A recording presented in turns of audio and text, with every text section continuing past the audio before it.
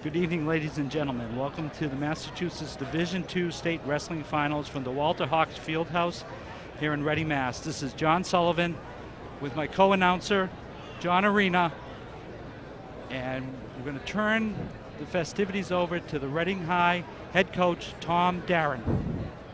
Hey, good evening, ladies and gentlemen. Welcome to the Massachusetts Division II 2008 State Finals. If I could have your attention, please. First of all, I would like to introduce our head official, Mike McClarney, who has some announcements to make. Mike?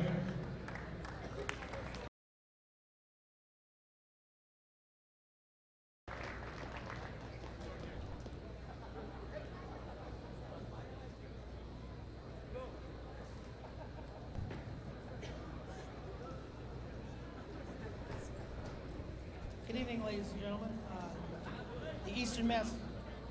The Eastern Mass Officials Organization is proud this year of the efforts made by so many wrestlers, coaches, fans towards good sportsmanship. With few exceptions,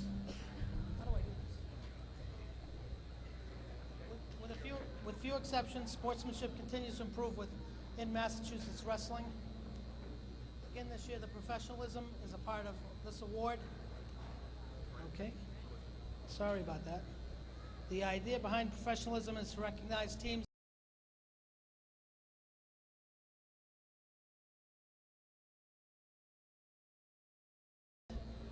that show respect to others through good sportsmanship and on-site operations are recognized by our association. That's the Officials Association. This year, a number of teams were nominated for this award.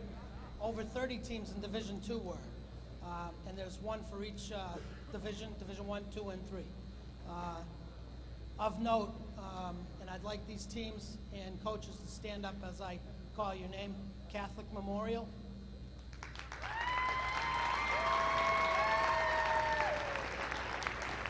Franklin, please stand up.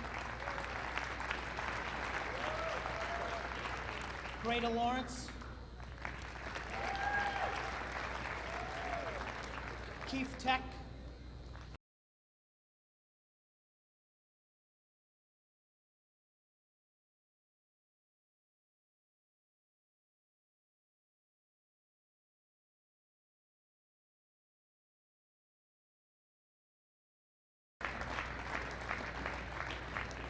Westford.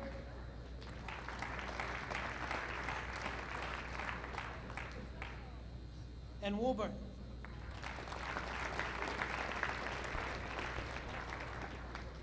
However, one team stood out above all the rest, and that was Whitman Hanson High School and Coach Sean Kane. Please come up and receive your award.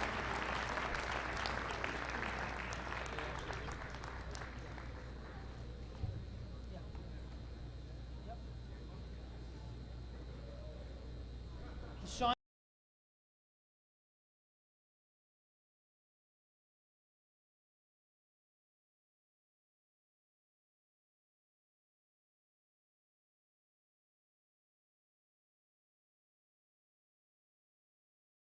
Good luck to all spectators and contestants tonight.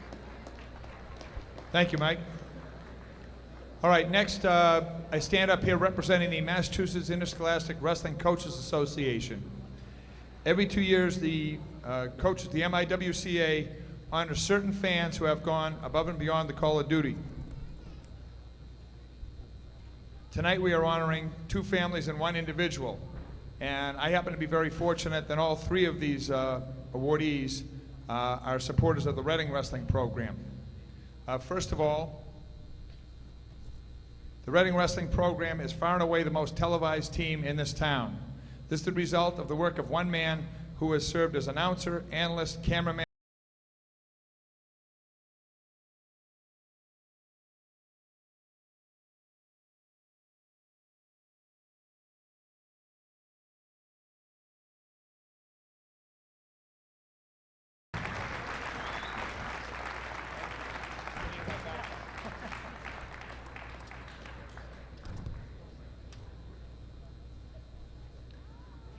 Next, the Arena family.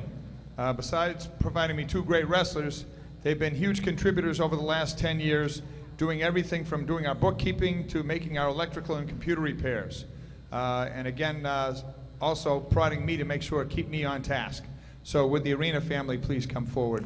John and Lynn Arena.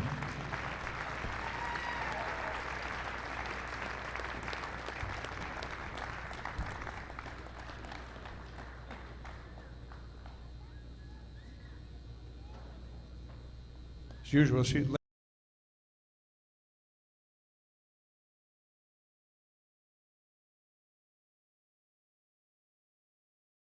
Congratulations on your appropriate class.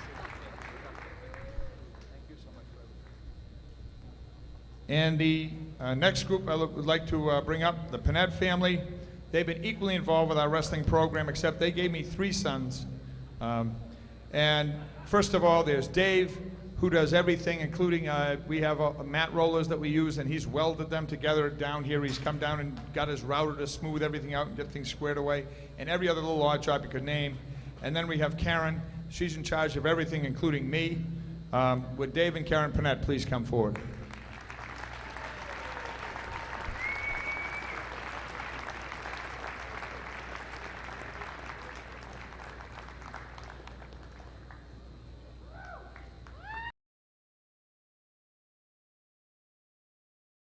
Coach Association Award. Another group that tends to be somewhat unheralded, but certainly is extremely important in support of us, are the assistant coaches.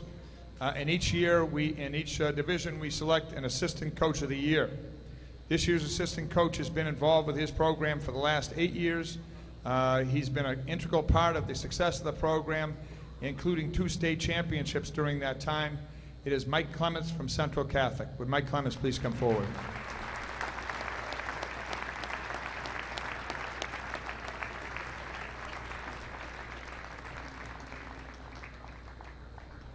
Oop.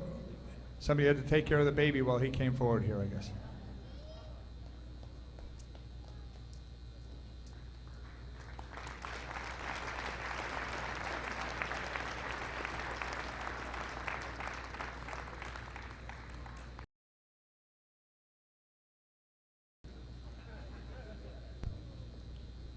Next, Coach Schiller from Neshoba would like to have a few words.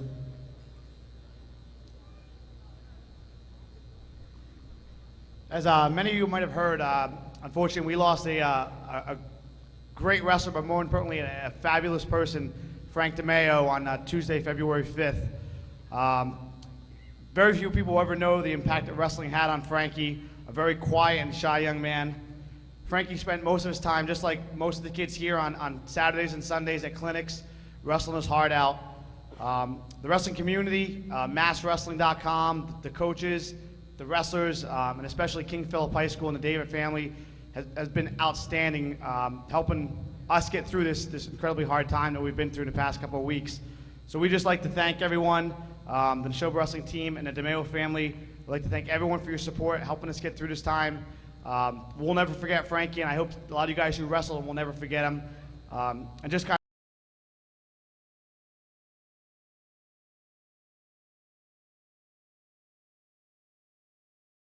So we love you, Frankie, and we'll miss you.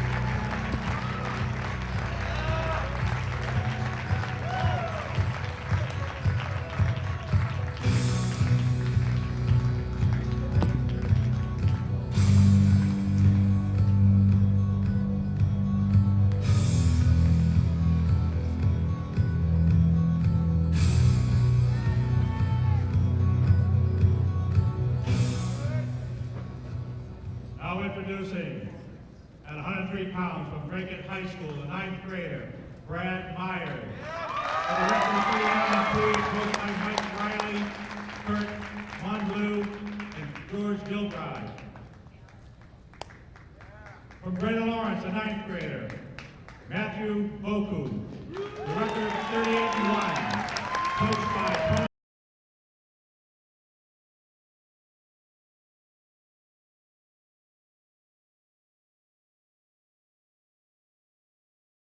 With a record of 41-0, coached by Matt Wassel.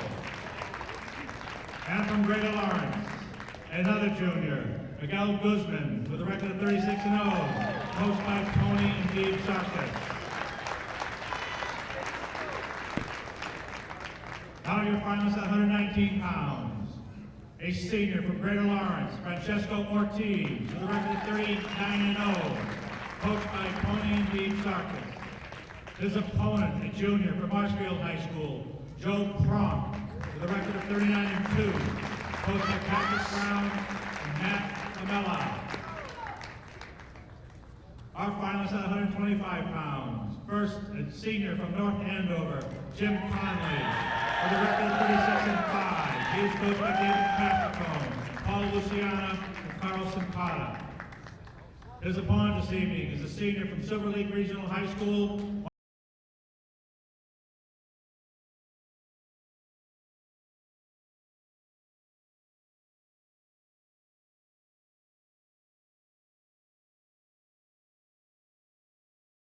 Richard Winder, with a record of 37-4. He is coached by Bill Hans and Alex Strum. His opponent, a sophomore from Somerset High School, Eric Francis, with a record of 34-4. He is coached by Nick Peachy and Eric Francis. Your finalists at 135 pounds. A senior from Marshfield High, Clinton Lowell, with a record of 36-4. He is coached by Pat Brown and Matt Pamela. His opponent is a senior from Drake High School, Mike Ludwig. With a record of 32-4, he is coached by Mike Riley, Kurt Monlow, and George Gilbride. Your finalists at 140 pounds. First, a junior from Natick High School,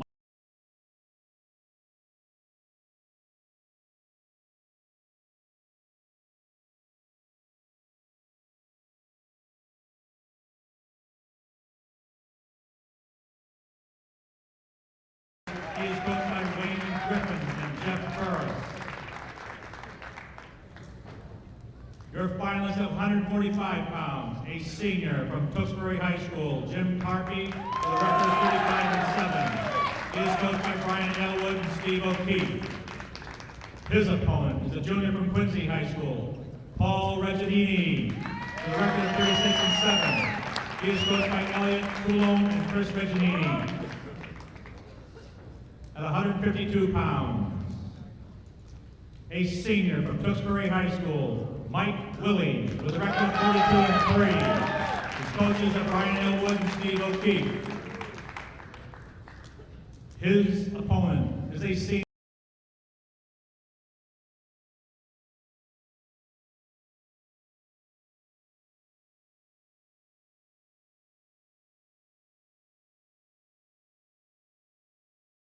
High School, Travis Moran, with a record of 33-2. Coach Annabelle Hamilton Sinclair in his corner. His opponent, a senior from North Attleboro High School, Chris Preachin, with a record of 32-2. Coaches are Wayne Griffin and Jeff Burris. Your finalist at 131 pounds, a junior from Franklin High School, Nick Kalachi, with a record of 39-2. Coached by Carmen Kalachi, Joe McLean, and John O'Callum. His opponent is a senior from Milford High School, Nicholas D'Antonio, with a record of 38-1. Coached by PJ Bosia, Rick Kasawati, and Sean.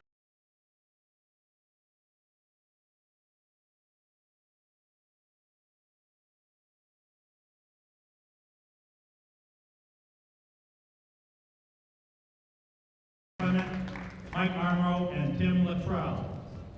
His opponent is a senior from Walpole High School, Tom Frazier.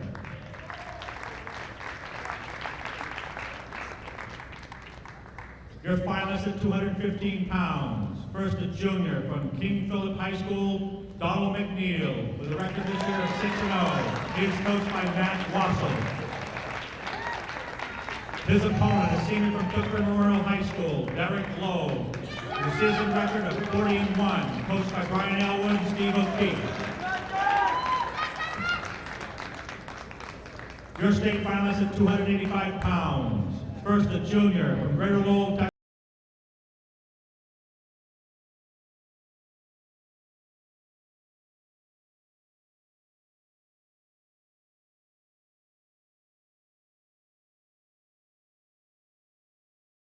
Ramos, the record this year of 23-2. His coaches are Mike Tedesco and Bob Verdaccia. At this time, I'd like to introduce our officials who made this tournament run so smoothly. David Wilson, Matt Barone, Bob Raganisi, Colin Pasolelli, Dennis Mulvihill, and our head official, Mike Mallarmi.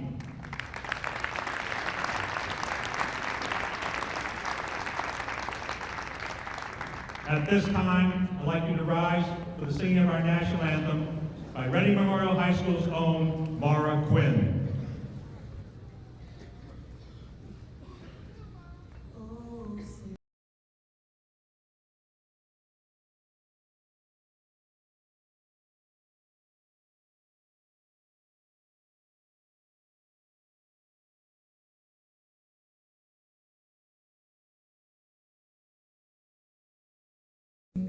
Whose broad stripes and bright stars through the perilous fight, o'er the ramparts we watched were so gallantly streaming, and the rockets red glare, the bombs bursting in air, gave proof through the night that our flag was still there. Oh, say does that star-spangled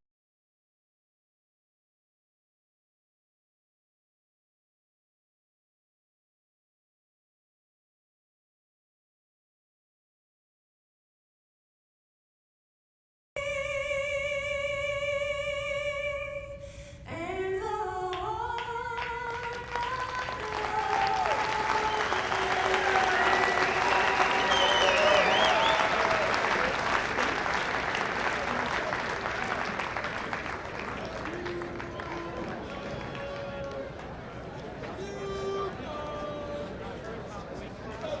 the Brad Myers of Dracut and Matt Bucco of Greater Lawrence. This is John Sullivan with John Arena. Welcome, John. Hi, John. How are you doing? Good evening. Good, thanks. Great 2 days of wrestling leading up to these finals. You know, it has been. You've seen some of the best competition that New England has to offer, and of course, the finalists and the top 6 out of today's events will go on to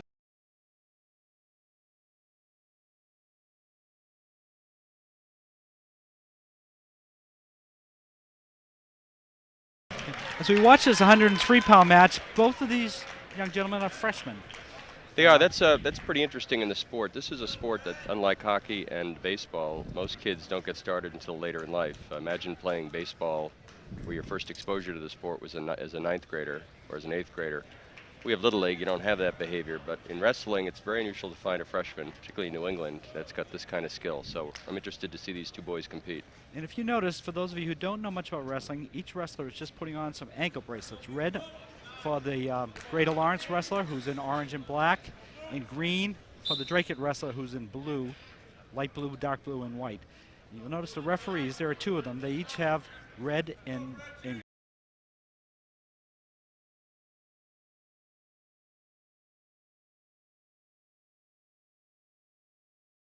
wrestler.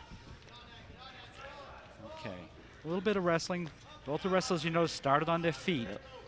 Usually the first score of a match is when one wrestler takes the other one down, which the Drake wrestler is trying to do there, and he has. You see Drake go in there for a double leg takedown, and then control was established. Referee awarded 2 points, and now we go to a.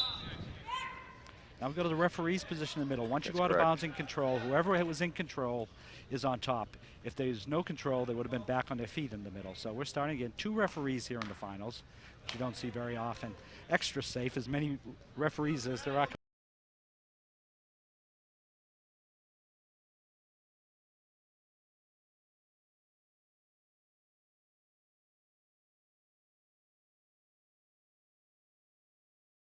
Opponent and get control of him on the mat. The escape would be 1 point. Reversal would be 2. Now, what's the wrestler on the top trying to do, John? Well, what he's trying to do is control the hips. You saw earlier Drake had 2 legs in. That's called double legs. Of course, that controls the hips, and then his upper body's controlling the torso. All of that from behind. So, of course, Greater Lawrence is struggling. Of course, Greater Lawrence looks like he's about to do a switch, and they're out of bounds, and we start again from the referee's position. He was working for the reversal. That's what the switch is, where he gets able to hold his opponent by with the hand on the thigh and then swing around and reverse him. There he is. There's the switch again, and of course the opposing wrestler grabs the trailing hand and pulls him back down. And we see throw a leg back in to try to control that hip. Wrestling is all.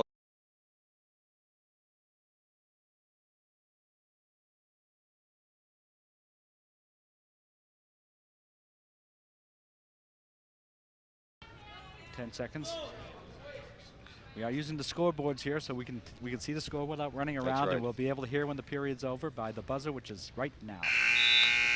That's the end of the first period, with Brad Myers from Drake ahead 2-0 after 1 period. Pretty close match. I mean, the defensive wrestler here managed to only give up 2 points in the takedown and ate up the clock for the rest of the period. So pretty close match. Now, Brad Myers from Drake had the choice here, and he chose down position. His theory being he's going to escape and get 1 point and get a 3-0 lead and force his opponent to take the action to him. Some of you might have noticed the Greater Lawrence constraining that hand. We just had a false start. The referee issues a caution to the wrestler, and the boys reassemble. And we see Greater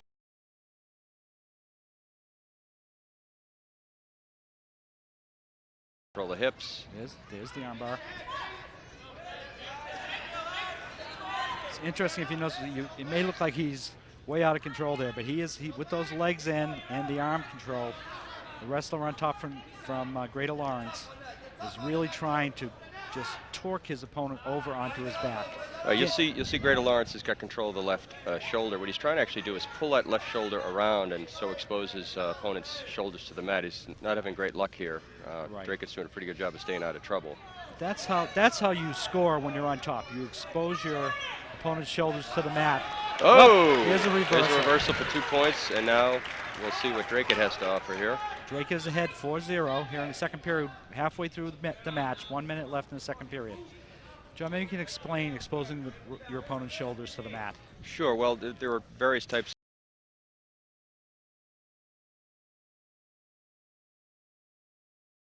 Common one is 45 degrees to the mat, and at that point, points are awarded. If both shoulders touch, of course, for 2 seconds, you have a pinning combination, and the match is ended. And of course, back points are either 2 or 3, depending on how long the shoulders are exposed. There's an escape for Greater Lawrence. He's able to elude control, so that's 1 point. So Brad Myers from Drake is ahead 4-1 with 20 seconds left in the second period. These boys are both very fierce competitors. They both got records 38-1, 39-2. So both these guys have seen a lot of success. They know how to manage their opponents very well. See Greater Lawrence with a takedown. He's got to cover the waist. If he covers the waist, he'll meet the criteria for 2 points. He does not have control as of yet. He's got 3 seconds left. Control, he's giving him 2 points. I don't know how that's so, because he didn't have the head popped and he didn't have the waist covered. The referee did award 2 points.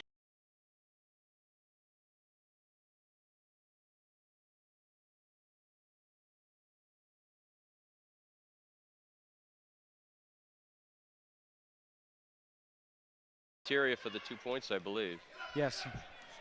We have the referee coming over to discuss it with the coach. This, of course, is discretion and control. What they're talking about here was control established. And in my opinion, the control was not, I'm not refereeing the match, of course, but the offensive wrestler didn't have, his head pop didn't have the waist covered, but normally these things go, once they're awarded, they just go. So. Right. And the referee still explaining to the coach. The coach doesn't look happy, but we're going to go back. Here we are, third period, last period, with Brad Myers from Drake in the blue, ahead 4-3 over Matt Bucco of Greater Lawrence. Greater Lawrence Regional Tech. You see the Regis or the Reggies on the back of their uniform. Greater Lawrence always puts out a great wrestling product. It's a really good program. They're very tough athletes. And you're seeing some of that here. No. They're both well known for their. Drake gave Reading a run for their money in the dual meet this year. Right down to the end. Of course, the Drake wrestler there is using his head as a bit of a lever, try to control that upper torso again. He's now established what's called a cross wrist ride, and he's trying to throw what's called a Turk. So the Drake wrestler is pulling that wrist under. Pulling the wrist under, trying to roll, and then he's going to try to stick his leg between the opposing wrestler's leg, and in doing so, use that as a lever, and again expose those back. Right. A minute left here, and the Greater Lawrence wrestler needs to escape and to tie this match.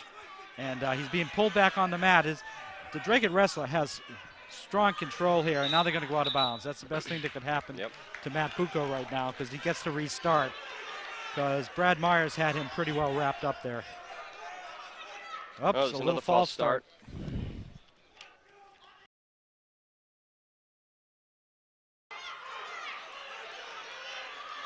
And Greater Lawrence tries to escape here. You see him trying to crawl off the mat. There's a switch. You see the arm held behind by Drake. That prevents that switch from occurring. You'll hear a lot of wrestling coaches scream, take the arm with you, because if you leave it behind, that becomes a lever to prevent you from completing that maneuver. 43 seconds left. Almost out, but Brad Myers on the leg, on the ankle there. I'm looking for. He's not progressing up the legs. Yep. 30 seconds left. That's a Drake at rest. Brad Myers is working up. And I think time. That's a stalemate. There's a stalemate. No, they call it potentially dangerous final. Okay. And the arm behind the head.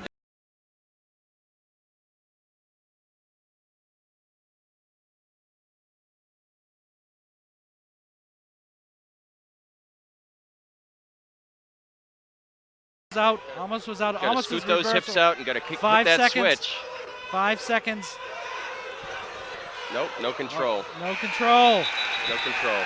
Great match, 4-3. Brad Myers of Drake is your 103-pound Division II wrestling champion. Yep, that's fantastic. Great match. Greater Lawrence coach is arguing. What's the nature of the dispute, you know? Do not know. I think they're arguing at control, and that there was no control established. You see the arm motions are rotating. Yep. And they just that's called switching. When one wrestler converts to another, it's called switching. And as usual, the appeals don't work. Right.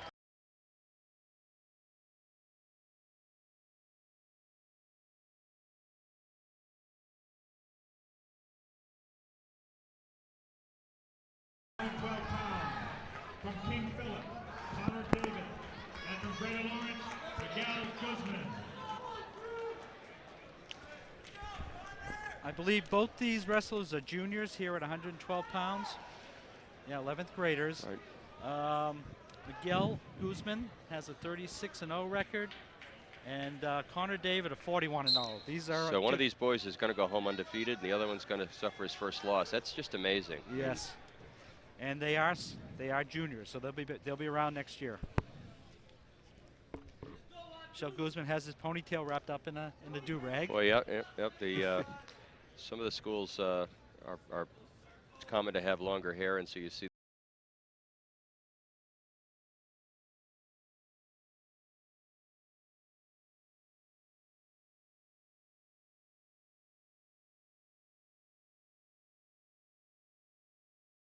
held out of bounds. No control No established by controls Guzman. established. He was in there on the shot, but no control established. You know, this control thing is probably the most difficult for most newbie wrestling fans is to figure out what's going on. It looks like two guys are.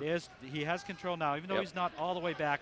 He's inside the arms, and he's in a position to advance in his quest to turn his opponent to his back. So 2-0 for Miguel Guzman from Greater Lawrence. 1 point escape for Connor David of King Philip down the South Shore, King Philip Regional. Guzman with a quick spin behind for another takedown.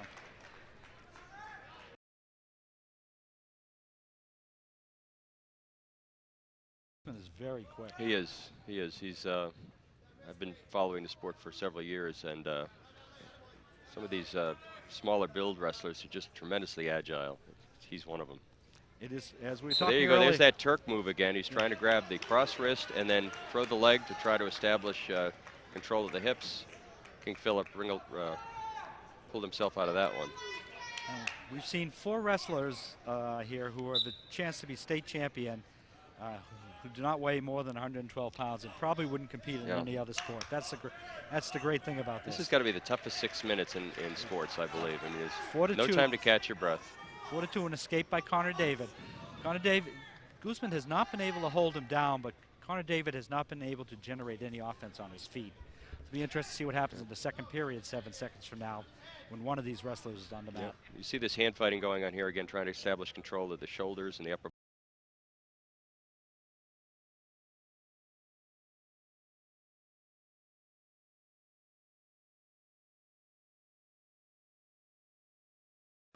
Always a handshake before the match is almost always a handshake after the match, and it's not uncommon to see these boys 10 minutes later smiling and laughing, even though they've goofing around, listening to music. Just amazing. It's not common in hockey or baseball or any other sport I'm familiar with. Yep.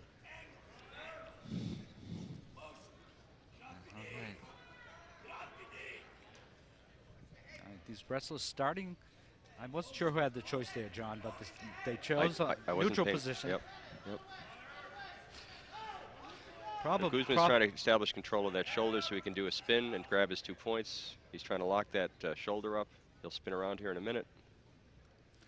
There he goes. There's the spin, and there's the 2 points. I believe Guzman had the choice then, and he really feels he has an advantage on his feet with this wrestler. So he chose the neutral position. Yep.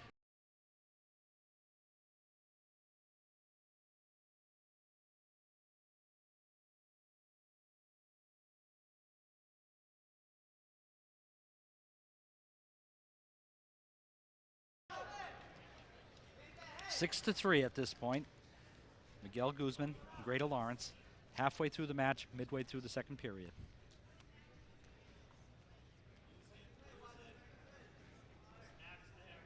And more of this hand fighting, some of it is trying to establish an opening, trying to tie up the hands so that a shot can be established. There's a bunch of moves off the top, particularly the Russian series. It looks like what Guzman's trying to do is establish a Russian on that right arm. Came on the the right leg of Connor David to the outside, trying to duck under there and get in. 21 seconds left in the second period, 6-3.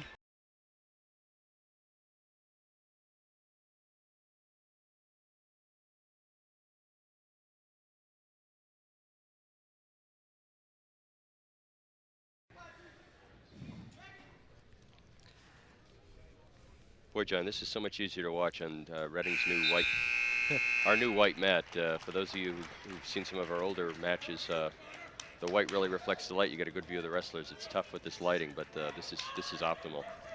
About to start the third period. Miguel Guzman is going to let him up. A water point to Connor David. He doesn't even want to play with him on the mat. Nope. He doesn't want to let him escape. So there we go again. We're trying to tie up the hands. He's going to spin for two, spin for two. He's got to get behind the arm, and he did not accomplish it. So criteria wasn't established. So now Connor David's going to throw. Guzman right back. Yep, here's the Just two. Same move. That's the fourth time he's taken him down with the same move. 8-4. He's established total dominance on it.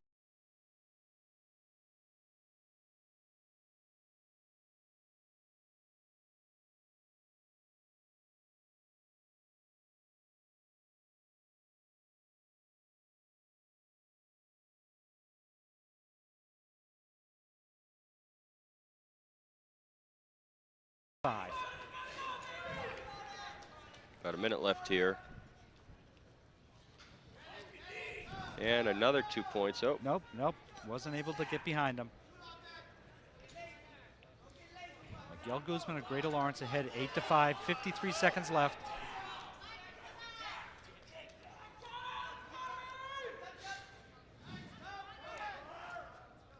This is the first time we've had our Friends of Reading Wrestling purchase mat light put to use here. oh, and Guzman, another 2 points, another takedown. 10-5, 10-5. And what he's trying to do is, I think, lock up the cross wrist again. Nope.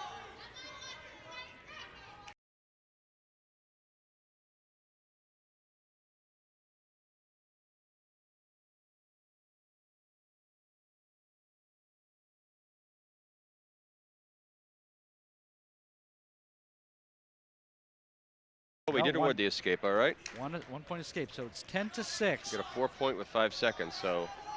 Connor David's got to shoot and put him on his shoot and take him down to his back. Yep. But Guzman's going to prevent that by a quick shot of his own, holding him at bay. And that's the match. And your Massachusetts Division II State Wrestling Champ at 112 pounds is Miguel Guzman, the Greater Lawrence Regional Voc Tech.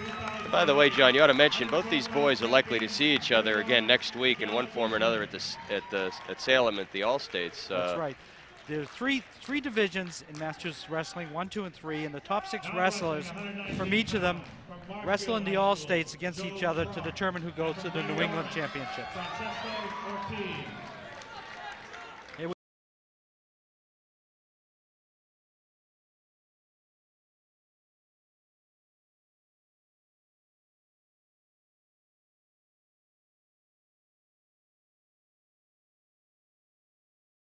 Yeah, 2 more great athletes.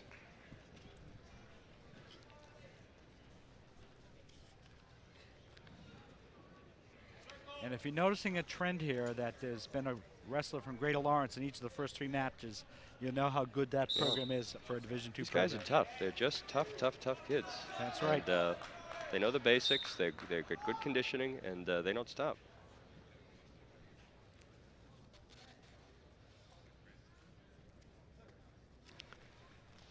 Both wrestlers trying to lock up the heads here and, again, try to tie up the shoulders.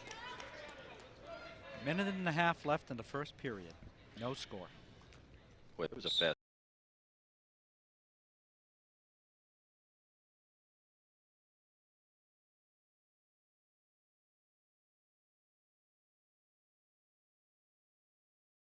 Pushing the opponent's head down and then quickly releasing it, ducking under the arm. Points control established. My son had an opponent he wrestled many times who perfected the duck under, and my son always said, I know it's coming. I try and hold my arm right by my side. He still gets in there. I don't know how this looks on TV, but in real life, it's amazing how fast these kids are. You're taking a whole body's weight, and in literally a 0.2 of a second, it's behind somebody. It's just that quick. Francesco Ortiz ahead 2-0 over Joe Pronk of Marshfield. North versus South here. Right. And Pronk reaching back, trying to grab an arm and pull. He's ahead of him and unsuccessful doing that. We'll set up again here in referee's position.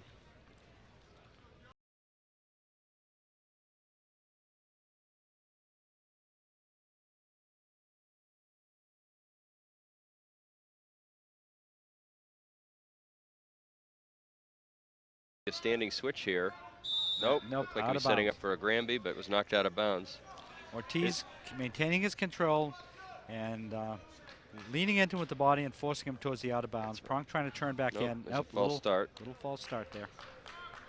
44 seconds left in the first period. That was a caution for that false start. I believe it's in the 3rd caution when a point is awarded. And out of bounds. Joe was successful at getting his hips out, but of course they went out of bounds. That's a tactic used by some wrestlers. If things look like they might be out of control, to drive the opponent off the mat. Ortiz doing a good job here controlling Pronk. Again, it's all about hips. He's had him down for a long time, Yep. and he's not letting him up.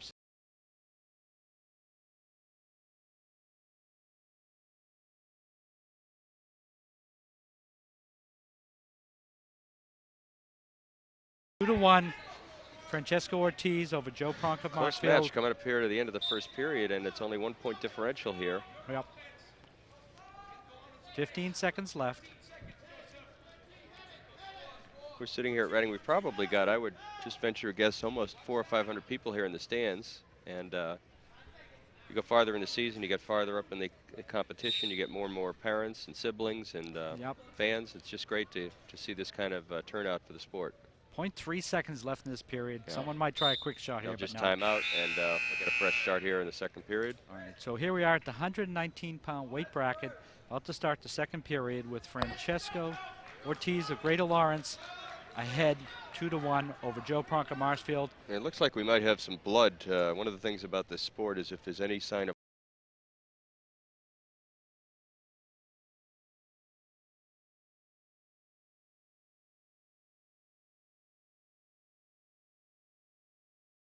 I have a feeling that was just maybe just a little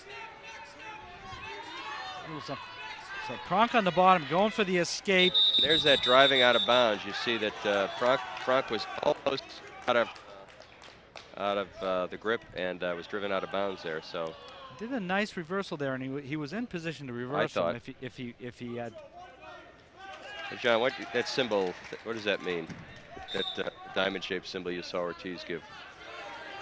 It means he's instead of getting on top and trying to hold him down, he just, instead of letting him up, he just said, let him stand. I want to start off in a neutral position as opposed to referee's position. So you see Pronk here trying to pull his opponent on. He's got 1 foot. Controls. You see Dennis Mulvihill waving his hands, meaning no control has been established. And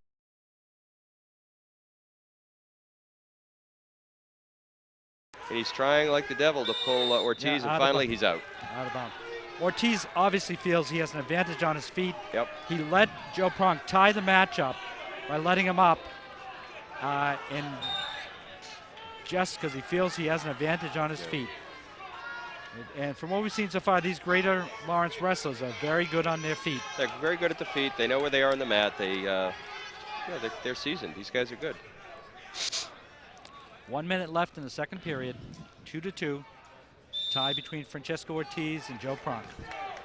Again, Ortiz from Greater Lawrence in the black and orange singlet, and Joe Pronk from Marshfield. And the black signal, I see the black or green. It's hard to decide. It's black with green lettering, I believe. The one that's not orange, yeah, it looks like actually blue and green potentially.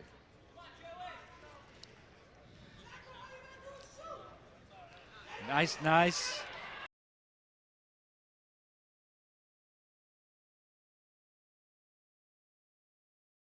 Ducking down low, trying to grab the opponent's ankle, and of course, somebody's got your leg. You can't step back, catch your balance. You're on your backside. So there's a shot by Pronk. That's one of the few we've seen so far. Easily handled by Ortiz. These guys are very evenly matched. You're seeing a lot of hand fighting, a lot of different preferences in terms of style, but very evenly matched in the end. 20 seconds left here in the second period. Tie score. Again, the match goes to the edge. The guys, some of the wrestlers want to be near the edge. If they get in trouble, it gives them another card to play in terms of stopping the clock. Ortiz setting up his shot here. There it is. Pronk handling that well. Duck under and there. Again, a duck under again, but Pronk caught the legs, the arms, and back to neutral. 9 seconds left in the second period. Tie score, 2-2.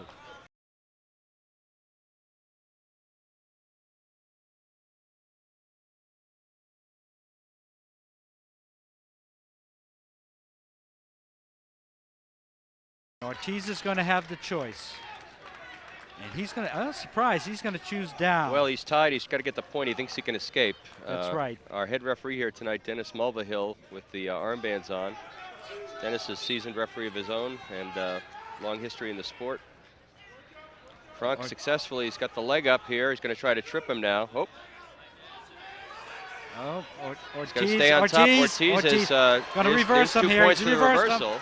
He's got him going towards his trouble. back. He's on his back. He's exposed his back. Backs are being counted. You see the referee waving his arm like that. He's counting the seconds. You see Pronk trying to bridge out of this, but Ortiz managed to hold him in position. So it's 4-2 officially, and it's 7-2 once the referee awards those back points. He's not going to award them until after the move is complete.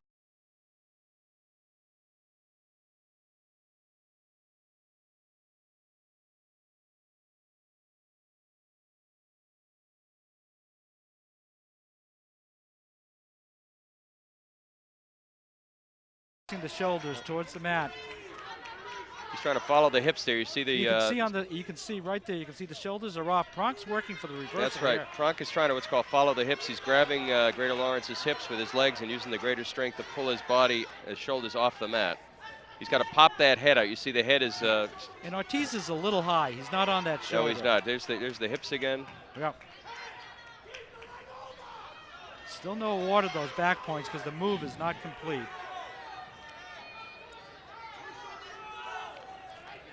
You can see that that the Greater Lawrence wrestler has a head and an arm. So this, as painful as this looks, it is uncomfortable, but it's not dangerous. No.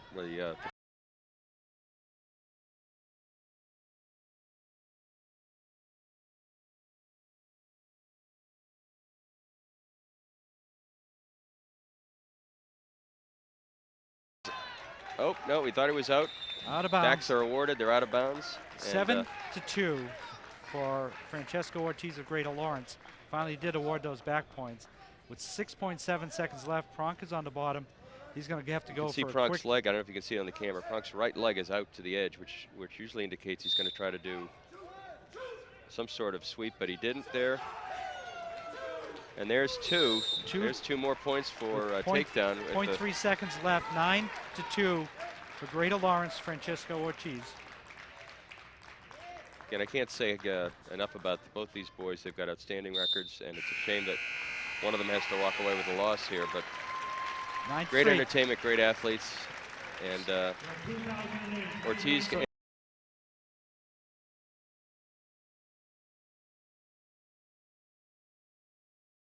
He's 119-pound Division II state champion. And now we go to 125 pounds. From Silver Lake, Mark Sprague. And from North Andover, Jim Conley. 2 seniors. We've got 2 seniors here. We've got a 36-5 for Connolly record, and we've got a 27-5 for Mark Sprague. So. Okay, Mark Sprague in the red on the left, and Jim Connolly from North Andover in the black.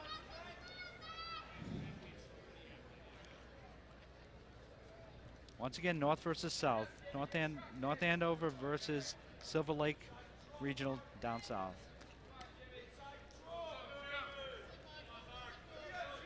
Probably the first time these boys have seen each other. The Silver Lake is not in any.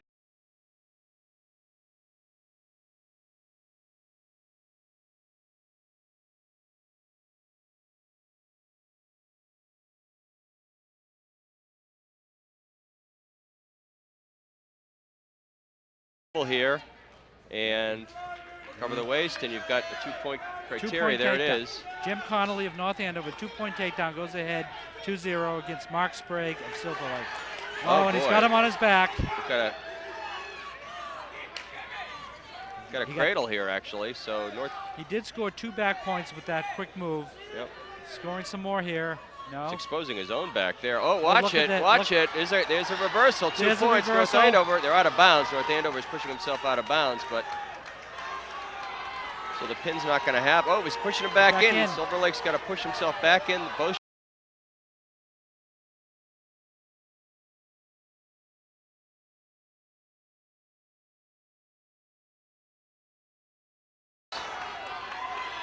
see what a good position the referee has on this. It's 5-2 for North Andover at this point, but Silver Lake is in the position here for the pin. Wow. Oh, that's a happy young man. Wow. Yeah.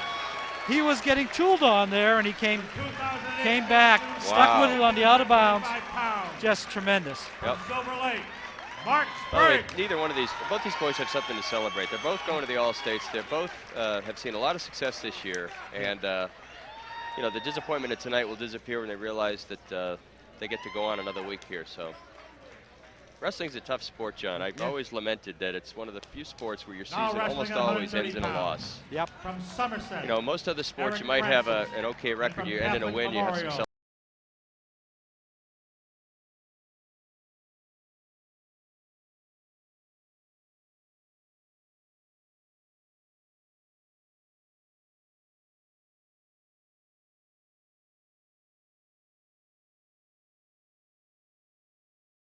And Richie Wingert from Catholic Memorial, a senior.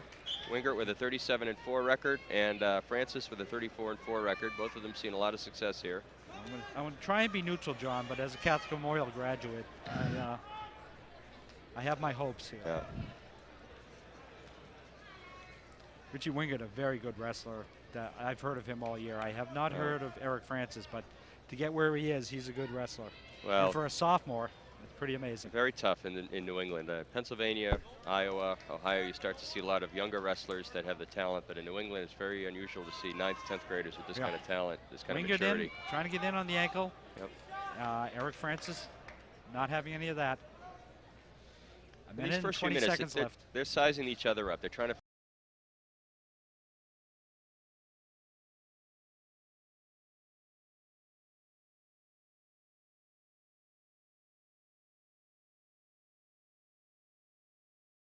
that single with the leg. He's going to try to go for a double. He's got to western that leg, bring his own leg around and latch it. Nope, no controls established. Out of bounds. A little over a minute gone in the first period with 56 seconds left, no score. Again, Richie Wingert of Catholic Memorial in the looks like we have a contact problem here. The silver and red. Fight song of CM is silver and red, we hail thee. Yep. In case you didn't know that, John. And Scarlet Knights, right? Yep. The Knights. And Eric Francis of Somerset in the blues, the variety of blue colors.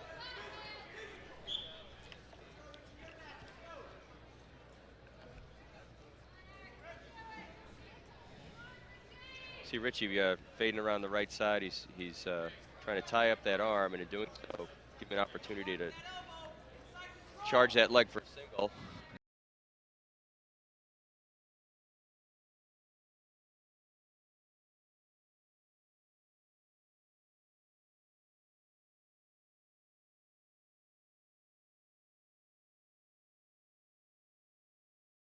Time later on, explain some of these terms like single and switch. And yep. Go right ahead, John. Whenever you feel like the moment hits. Yep. Richie Wingert here. He's driving into his opponent. He's going to look for the opportunity to grab that ankle or single or a duck under. 4.4 seconds left with that. Bringing it back in the middle. Both still on their feet. No takedowns. First period. No one's established superiority on their feet. That's the end of the first period. At 130 pounds, Richie Wingert of Catholic Memorial, and the silver and red, Eric Francis of Somerset in the blue. Francis is going to choose the down position, hope to escape at least and score 1 point and get a lead. He was going for an escape there. Not see Wingert. So Francis attempted to sit out. Wingert is successfully. He's got control of the hips with that left arm, and he's now got a single in. He's got a leg in, so he's got full control of the hips. He's now trying to lever his opponent's left shoulder. And you'll see him work on that arm here in a minute. This is the 5th of 14 weight classes we're seeing, and each weight class usually has its own characteristics in terms of speed, power, and technique. Wingert here with the wrist. He's trying to what's called row the boat, which is pull his opponent's arms back, and in doing so, open up the crook of the elbow for potentially an arm bar. So you see that. And he's got the leg tied up. He's got his leg. He's got Eric Francis's left leg tied up with his leg. So. And stalemate's call there. What that means is that sufficient progress wasn't met. Neither wrestler was improving their position, and so stalemate is called. They restart from the referee's position. Again, 0-0 here.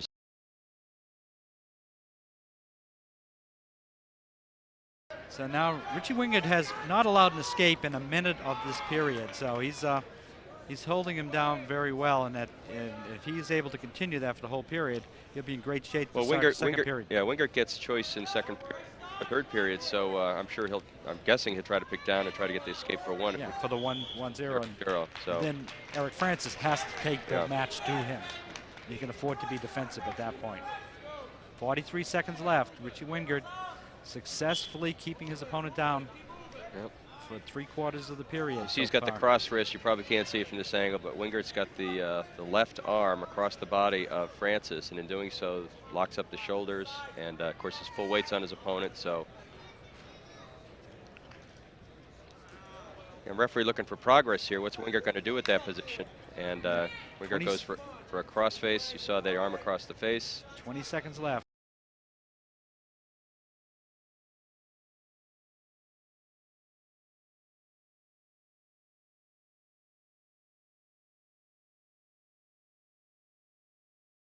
referee's position. That was too bad for Eric Francis because he was working his escape right there and going out of bounds. Now he comes back, and Richie Wingert can hit a move from the top just to force him down. Boy, I'm amazed how fast Wingert is right off that whistle. He Yep. does no time at all.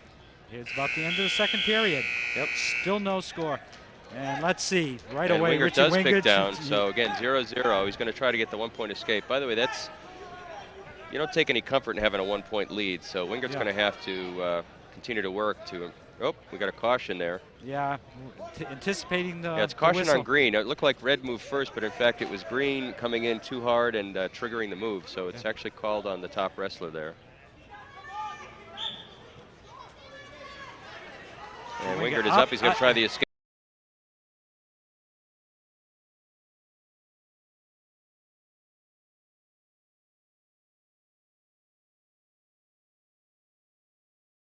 See Wingert trying to pull that leg over his head, and in doing so, move Francis out of the way. Wingert pulling the arm down now. He's got to turn into him. Yeah, he's got. There's the two. That's a.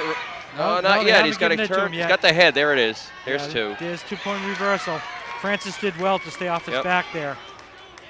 Now Wingert's going 2-0. Richie to get here and Wingert. try to ride it out, I think. Minute and 20 seconds left.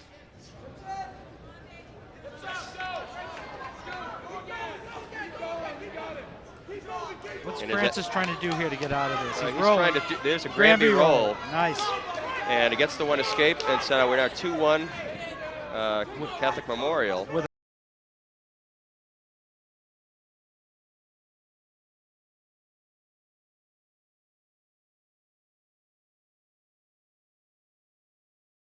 position, 55 seconds left. It's my feeling here is the best defense is an offense here. Wingert needs to be trying to take him down. Defensive wrestlers. We haven't seen a lot of offense. It's been defense counter, or offense counter. So their defensive skills are very well established. Wingert there with the leg, trying to get control of the thigh, and at the minimum, that keeps Francis from doing anything else. 30 seconds left. Oh, there was a Russian arm throw almost tried by Francis. Wasn't successful. Wingert on top for two. Yes, he gets to two. He's up by 4-1 with about 20 seconds left. So Francis is going to have to move quick here to tie this up. And he's going to have to reverse off the bottom and put him on his back. 3 points. He needs a reversal and either a takedown or a reversal and some backs.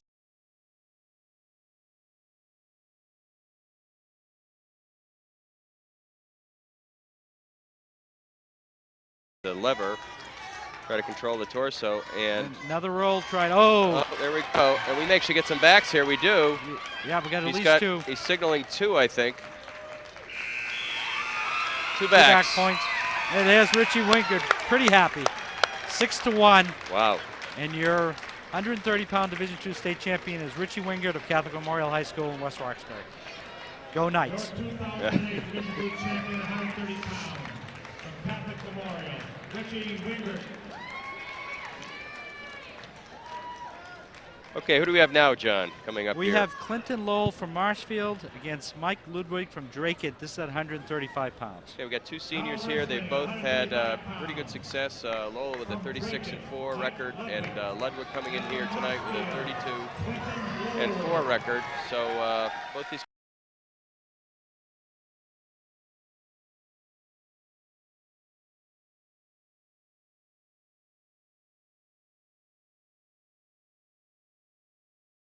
Reading's done a good job here with the surroundings, with the mat light.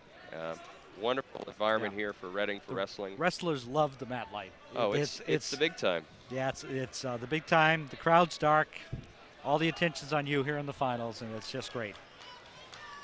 I do want to congratulate two Reading wrestlers who are also going to the All-States. Your son, Jeff Arena, came in 4th place today, and his other senior co-captain, Gio Federa, came in 4th today. They're both good kids. They're both good kids, you know. Most you can hope for is a healthy kid who does well in school and maybe has a little bit of success on the athletic field. So we've had all of that. It's again the 6th weight class out of 14.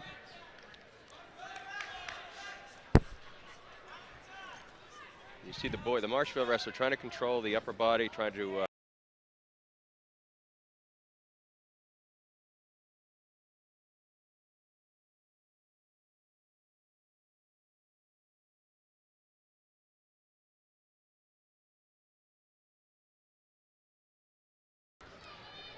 So on the right of your screen, or with his back to you, is the Marshfield wrestler.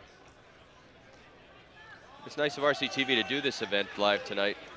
Oh, there we go. Drake is established. We've got almost a cradle there. We've got the legs turked. He's throwing a leg in now to separate. The Drake is throwing a leg to separate the two, control the hips, and you can see the opposing wrestler trying to grab one of those legs coming in, prevent that from happening. The full weight of the Drake wrestler is on the Marshfield wrestler, so in addition to his own body weight, he's got to control that of his opponents. Got an escape. It's 4-1 now. There was a takedown and back points on that first move. That's right. 2-point takedown, two. So Marshfield.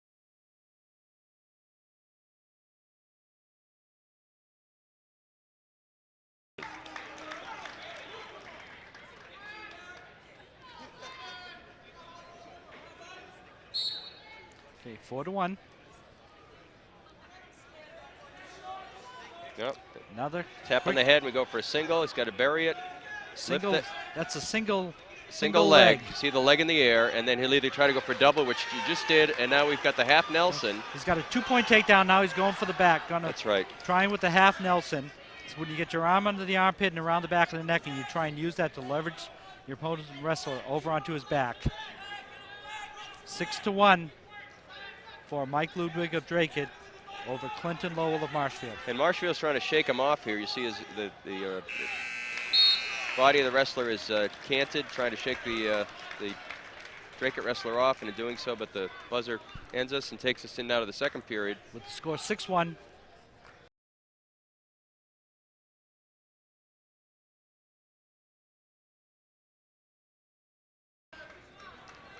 You're going to choose down. I didn't see who got the choice, but I think it's Marshfield. If I was behind, I'd want down too, because you need to score the escape, and in doing so, maybe create an opening. So, second period, 6-1, favor of Drake, the wrestler in blue. Oh! Like almost trying to go to a crab ride, and Drake gets in trouble, but he's up. He's Marshfield's got to get the hips up. Yeah, he kept his hips on the mat. He's got to get his hips up. There's still. Oh, he still can do this. He's got his hips up now. Drake gets in trouble here. Yep. You can see all the centrifugal force here as they're trying to get that 1 or 2 inches of leverage that's going to make the difference here. Still has that. It's like an overhook Marshfield's got, and he's trying to control the shoulders, and of course he's got the legs in, so we're going to get a stalemate here in a minute, I believe.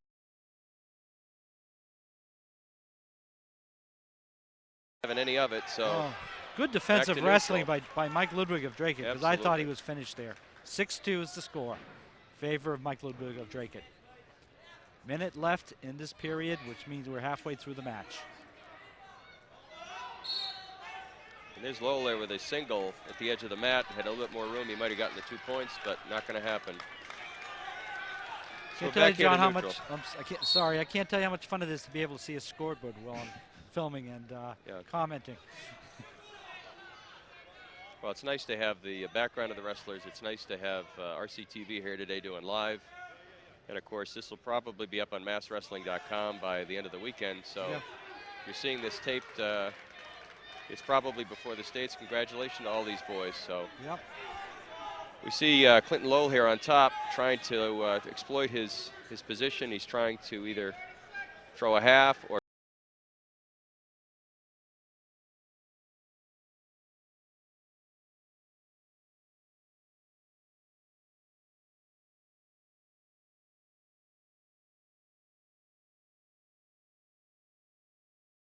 Mike Ludwig is trying to escape. The referee gave him an escape there.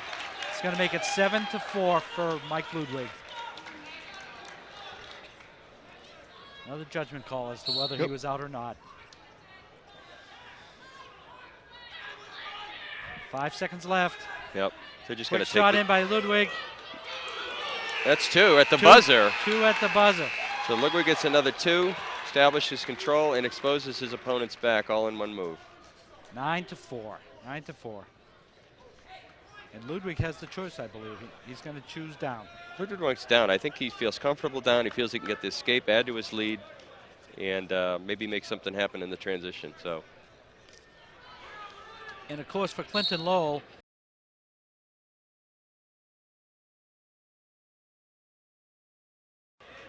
take advantage of this here.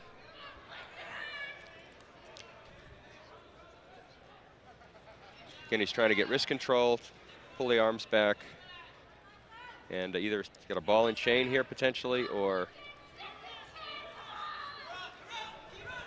Mike Ludwig's having none of this. No. So His we leg got a push. tilt here. Gonna try and tilt him for a few back points. That's right. Not a pinning move. Right. So we've got the arm locked up with the cross wrist, and we'll try to bar it up and then tilt, exposing the defensive wrestler's shoulders to the mat. He's And off that now. Didn't have any gotta- luck there. he's got to do it quick though. He's only got a minute 15 here. Throwing in the legs here. Yeah. So the stalemate call it was. Okay. So neither.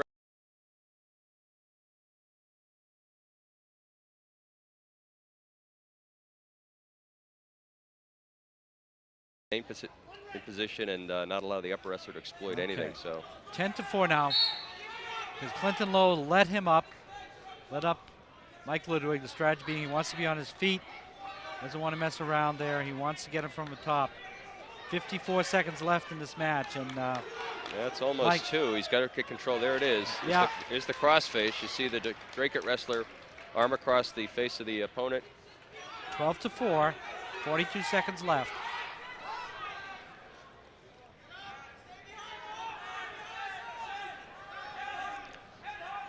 See Ludwig, he's got a leg in, so he's got control of the hips. He's hanging over. He's got control of the shoulders, and he's trying to. Oh, he's got. Trying to get those shoulders. This is a move affection.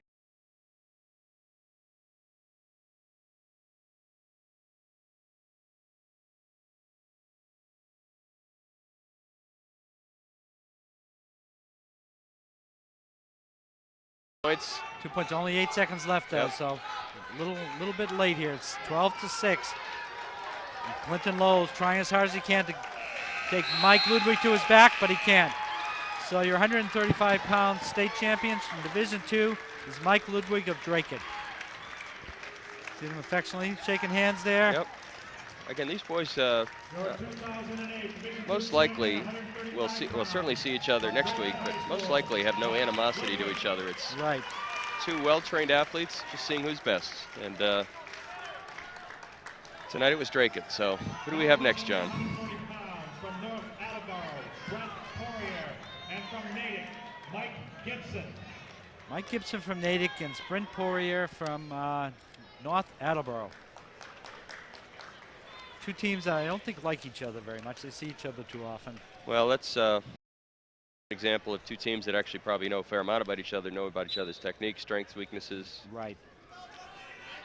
Probably actually seen each other during the season. So This is the 7th weight class out of 14, so after this we'll be halfway through.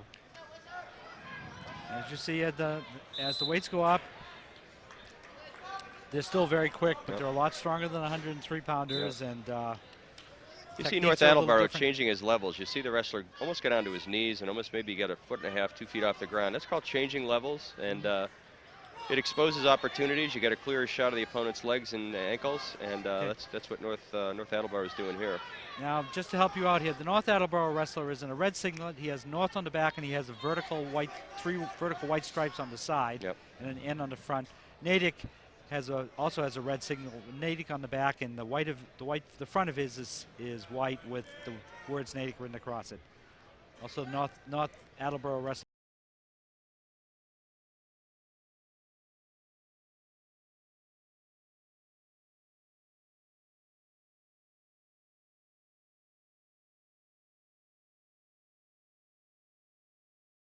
Minute, these guys are trying to size each other up, trying to remember, trying to figure out what the opponent's attack is going to be. You see North Attleboro going in for a single, unsuccessful. Looking for a front headlock there, edge of the mat, back to neutral position, and we're off to the races here. About 40 seconds left here in the first period. Again, Brett Poirier of North Attleboro versus Mike Gibson of Natick.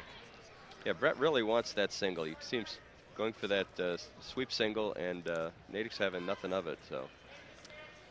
Well, there are wrestlers who have only 3 moves. One on their feet, one on the bottom, one on the top, and they perfected those moves. They do. Yeah. One thing about this sport I've always found amazing is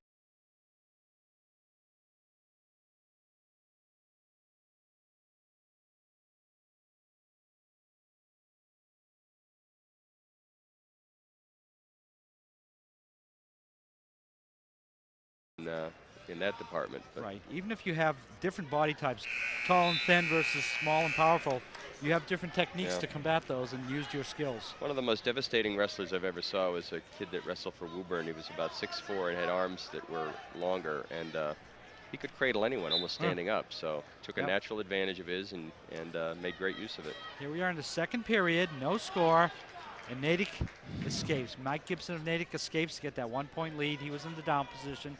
Now they're in the neutral position, and still neither wrestler has been able to take the other one down. So, and frequently you see this at this level of wrestling. They're so evenly matched and so good defensively. Oh, We're and trying then a the fireman's carry, going with a single. He's got the single up. He's going to try a trip now with the opposite.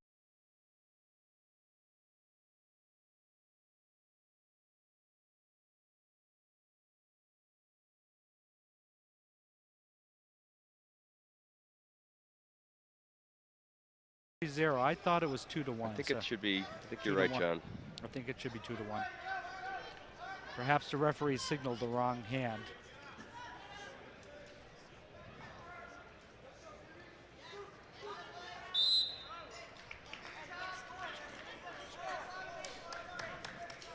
It's 3-0. We must have called that escape wrong at the beginning, but 3-0 for Brett Poirier of North Attleboro. No, Little there's false another start. caution. Who are they going to call it on? Looks like. Oh, it's an officiating issue, so Yeah. no caution issued. Natick working for the escape. Watch that knee there. Officials watching that knee for an unsafe position.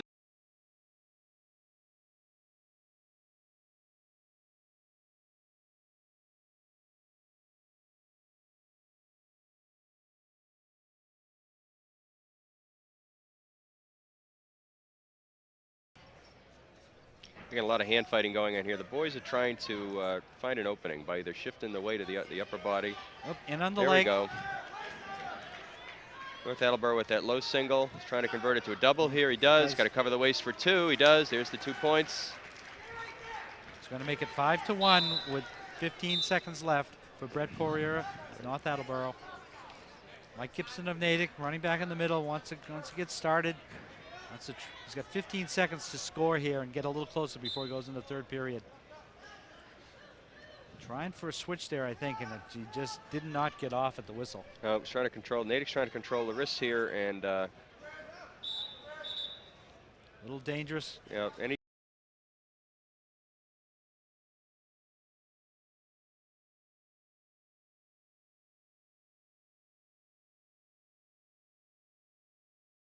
I think a lot of new kids get flustered by that, don't know what it is, and the experienced kids just maintain their balance point. And Okay, here we're on the third period. 2 minutes left in the match, and Natick is choosing the down position, hoping to escape.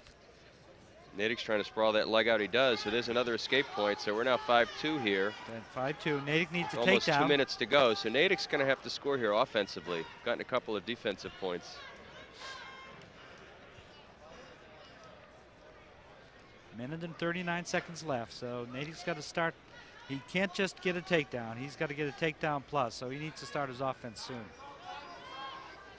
Hey, John, I just noticed, but North Attleboro has also made the fashion statement here with red socks. I've never seen red socks in any wrestler here. So these are Boston Red Sox up the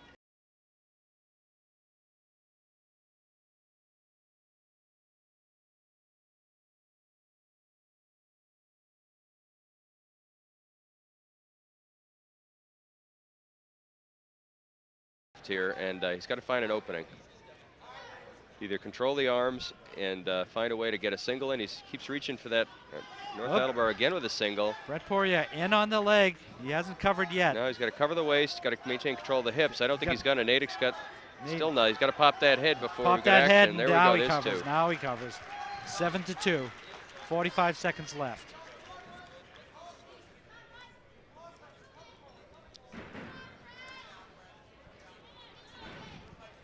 Near the out of bounds, but they're still Yeah. in bounds. Out of bounds is always an interesting concept. So many contact points with the boys. Generally, if you've got 2 or more inbounds, when there's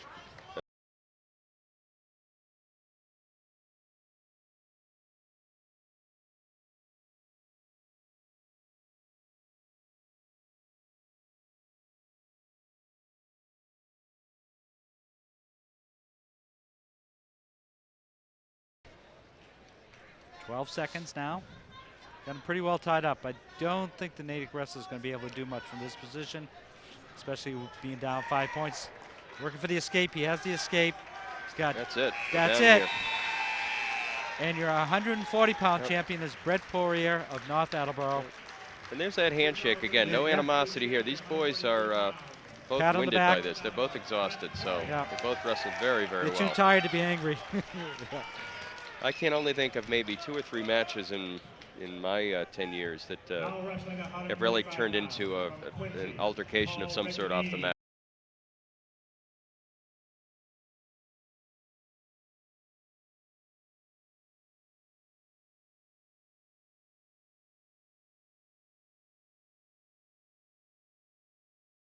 Giannini, a junior here, a 36-7 record, and Jim Tarpey, Tewksbury, a senior with a 35-7 record. Again, both seasoned wrestlers, both seen their share of successes. And that's Jim Tarpey you're seeing right there in the red. This will be fairly easy because Paul Reggianini, whose name I will butcher, I'll let you say it from now on, Reggianini. is in the blue. First period action here. Here we go for a double. Double takedown. He's got to cover the way. Still control's not established. Now Yeah. it is. 2 points awarded. He's got to control the hips. He's trying to western that leg. That means tie up the opponent's left leg between his. So he essentially has got the hips contained. What he's trying to do now is actually, I think he's trying to throw the Turk and the cross wrist. He's trying to set up for that. Changes his mind. Now, I haven't seen DeQuincy wrestle, but I've watched a couple of matches.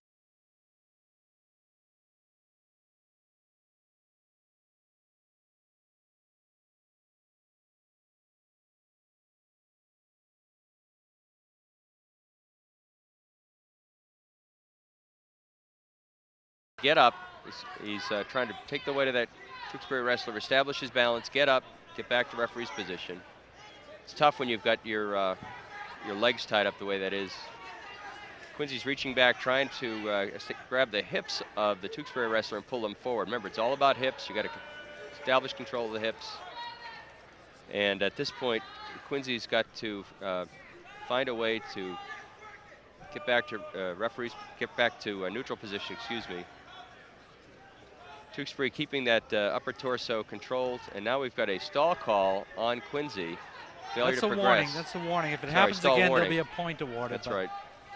These referees, they want to see action, and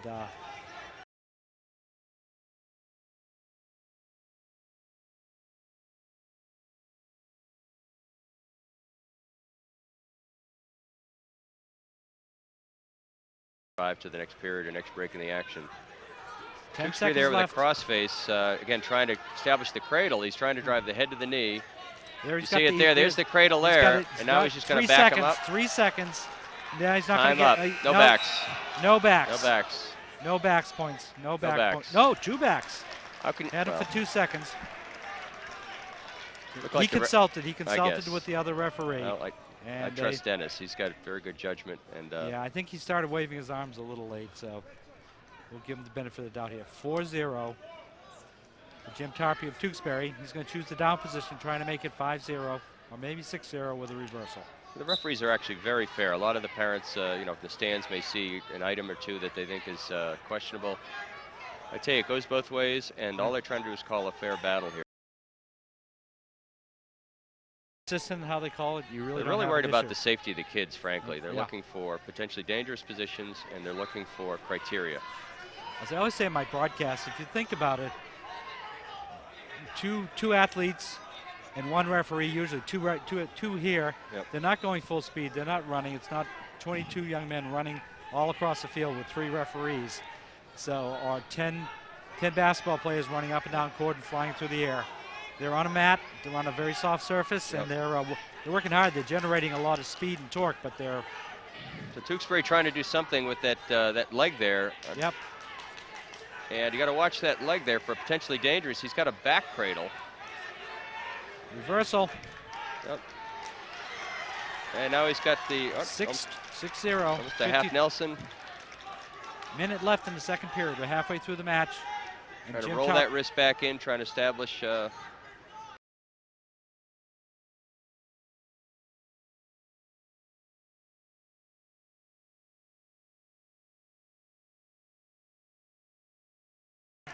Jim Tarpey of Tewksbury has a 6-0 lead over Paul Reggianini of Quincy.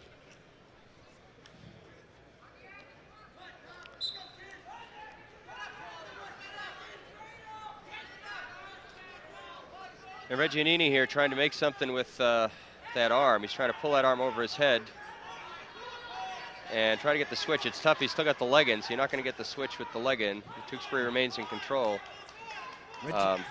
Yeah, Reggianini, I think, is going to try to go with the cross wrist. He's trying to establish that right arm to go under, and then he's got the left leg western. We'll see here what he does with it. Reggianini is a junior. There's a stalling point. Chalky gets a point. No. Referee did not think he was trying hard enough on the bottom. Tarpey is senior, so I think we'll see Reggie.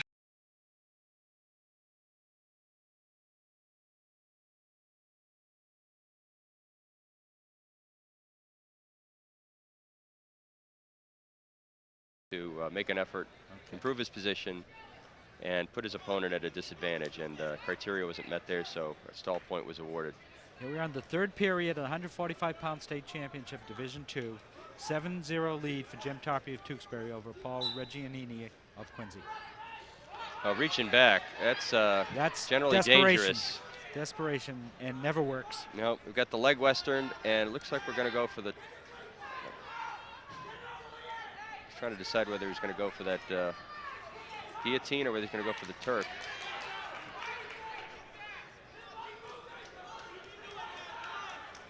Oh, lost the leg. Minute 30 here in the third period, and Tewksbury wrestler here.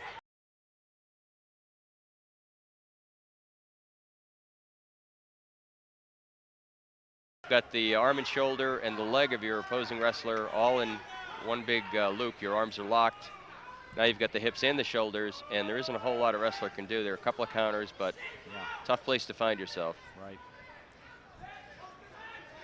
Got the Western hook in there. He's got the leg tied up. He's switching. Nope. Just coming up in a minute here, 7-zip, and we're out of bounds. That's right, 58 seconds left. 7-0 Get lead a fresh for Jim start Tarpey. here.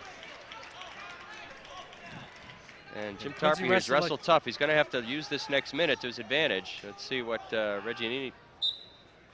Reggianini getting some last-minute instructions from his coach, and looks like he was trying some sort of switch, but he was covered very quickly. Well, at this point, you're 5 minutes in. These boys are just a tremendous amount of energy. They're running out of gas, and you know, the last.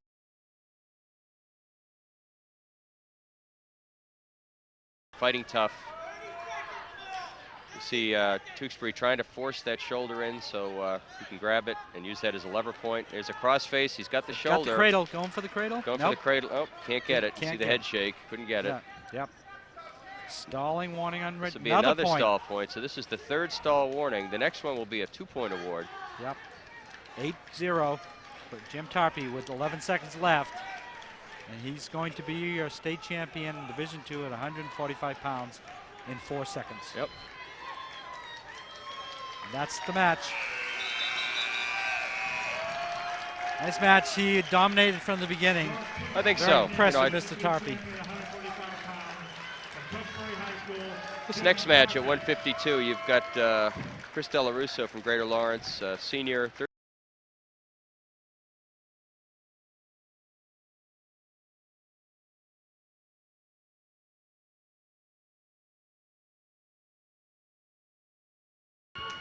Look for some great things out of him. And Mike Willie with a 42-3 record. Strong senior year. Two great athletes, great conditioning. Let's see what happens here. Should be interesting. So again, this is the 152-pound weight class. This is the 9th out of 14 weight classes. Tewksbury wrestler on the mat. He's in red with the big T on his chest. Right. And once again, Greater Lawrence makes an appearance again in the black and orange with Reggie's on the front. Della Rosa See, Chris, quick. just the raw speed. Yeah, and, he's just got a single. He's looking for the double. Still no Out of control or bounds. out of bounds. Out of bounds. Good defense by Tewksbury. Just What cat-like explosiveness. reflexes. What Yeah. explosiveness. Smooth. See Della Rosa on the head. He's trying to force the head down, and in doing so, when he lets go, the head snaps up, opens up the opportunity.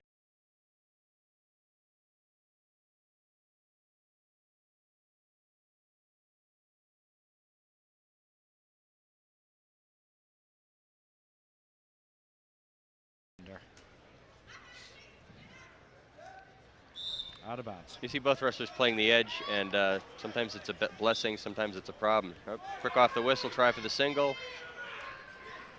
Both wrestlers being aggressive. Yep. A minute 20 seconds left in the first period. 40 seconds gone. There's Chris again for that single, and Mike Willie's got the head, got a front headlock, and Greater Lawrence swings out of bounds trying to get the whistle. He does.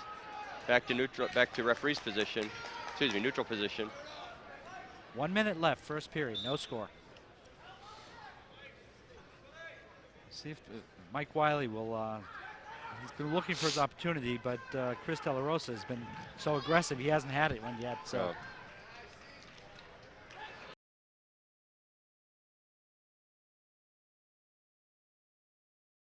That little move there was called a single or a sweep single. He grabbed the leg, sweep behind, and now you're behind your opponent. Lift the leg, take him down, you got your 2 points. Chris, 40 seconds left. Chris now has 2 legs in. He's got full control of the hips of the opponent, and he can have his will with the shoulders. He's trying to force the head down, get lever on the shoulder. You need to be able to throw a half from that position and expose the, doing so, get the back points exposing his opponent's back. Not the best angle here. Oh, there we go. We got a better angle here. Yeah. Nice to have multiple cameras tonight. Yep.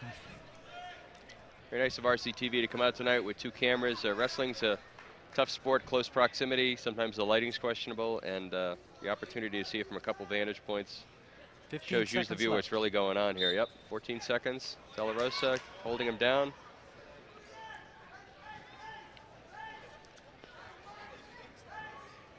Trying to turn and him. Yep.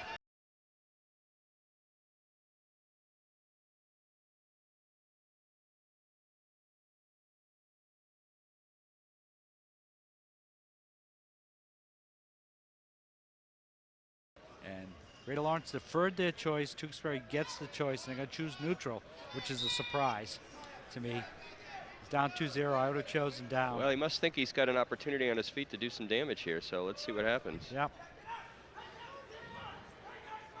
By the way, if you're noticing on your screen the the well-contoured bodies here and the conditioning, it's not an accident. These boys have been training all year long, and wrestling's a sport where nutrition and diet and weight control are a tremendous part of the sport. So right. Some of these boys won't be in this condition again in their lives. But that's right. For tonight, they are like top of the world in terms of conditioning and strength. So and wrestling conditioning is a different conditioning. Oh my goodness! It's 6 minutes of anaerobic respiration. You're not breathing. You're just every ounce of energy in your body. And Willie there hips into him, and they're arguing it's out of bounds.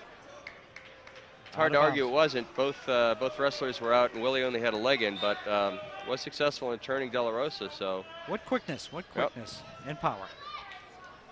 Willie's been on 45 seconds here in his neutral position that he chose, and he has been able to take down De La Rosa. So I have to see how this strategy works for him. De La Rosa in on the head.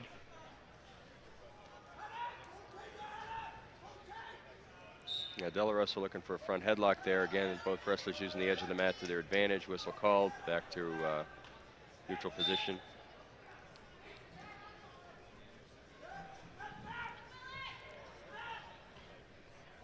I haven't seen Willie try a shot here.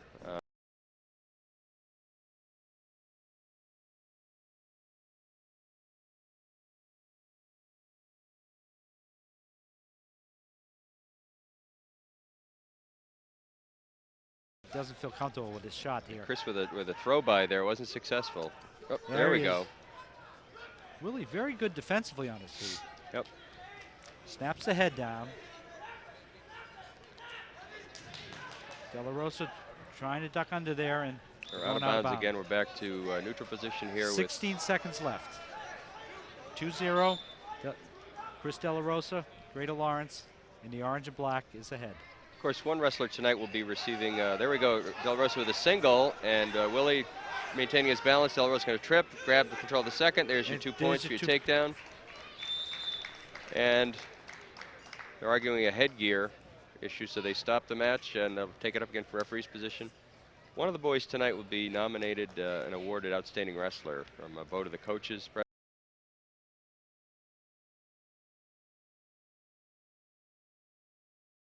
And particularly coveted because it's a sign that not only did you take first, but that you excelled in a way that was noticeable by the coaches and assistant coaches here tonight. So we'll see that award hopefully tonight later on. Third period just beginning. Chris De La Rosa, Greater Lawrence in the black and orange ahead 4-0. So De La Rosa trying to shake him off here. You see Chris shaking his body, and he does. Oh, almost stuck. Yeah. Willie. Almost pinned him. De La Rosa reaching back.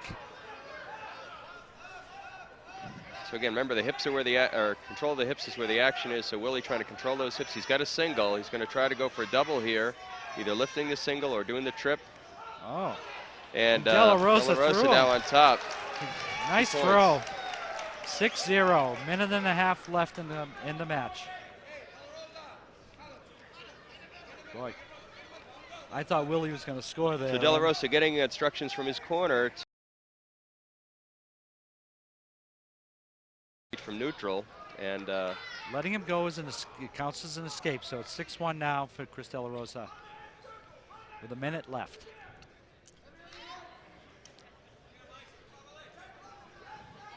Mike Willie here trying to do something within 60 seconds that remains.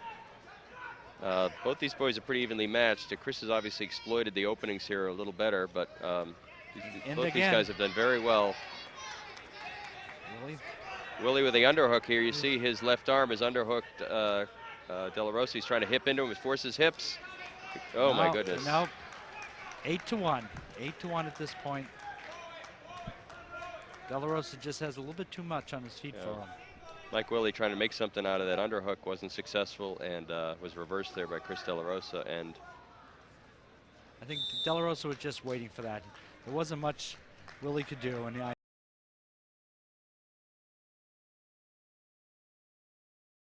just from where their opponents are sitting, what the next move or two likely is to be, and they'll sit back and wait for it. So that's what Chris did. Several moves ahead.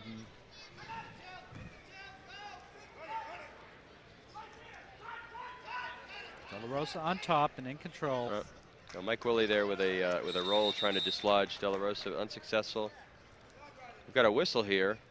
Oh. And De La Rosa gets called for an unnecessary roughness. I didn't see what happened, but a point was awarded. So Dennis Mulvihill, our referee, must have thought criteria was established for that. 8-2 with 6 seconds left.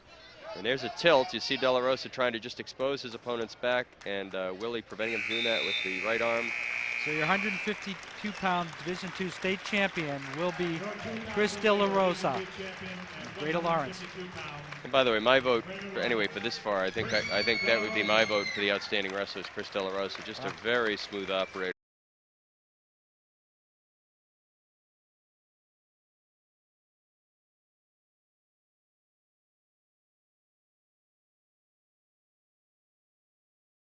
With a record of 33-2, and Nick. No, Chris Chelchin. Oh, Chris Chelchin. Of North Attleboro. I don't think we have information. I don't think I have his sheet. I'm sorry. Yeah. The boys turn in their information sheets at the beginning of the evening, and some of those are late coming back, so we apologize. Okay. First period here. This is a 160-pound weight class. It's the 10th out of 14 weight classes. Yep. As we continue to build up. Very powerful weight class usually. I think the two toughest weight classes, everyone's got their own opinions. I think the two are 171 and 189 pounds. Yep. These are kids that have got very low body fat, great muscle mass. Lower than that, you start seeing, the kids are a little bit more limber, a little bit more. Yeah.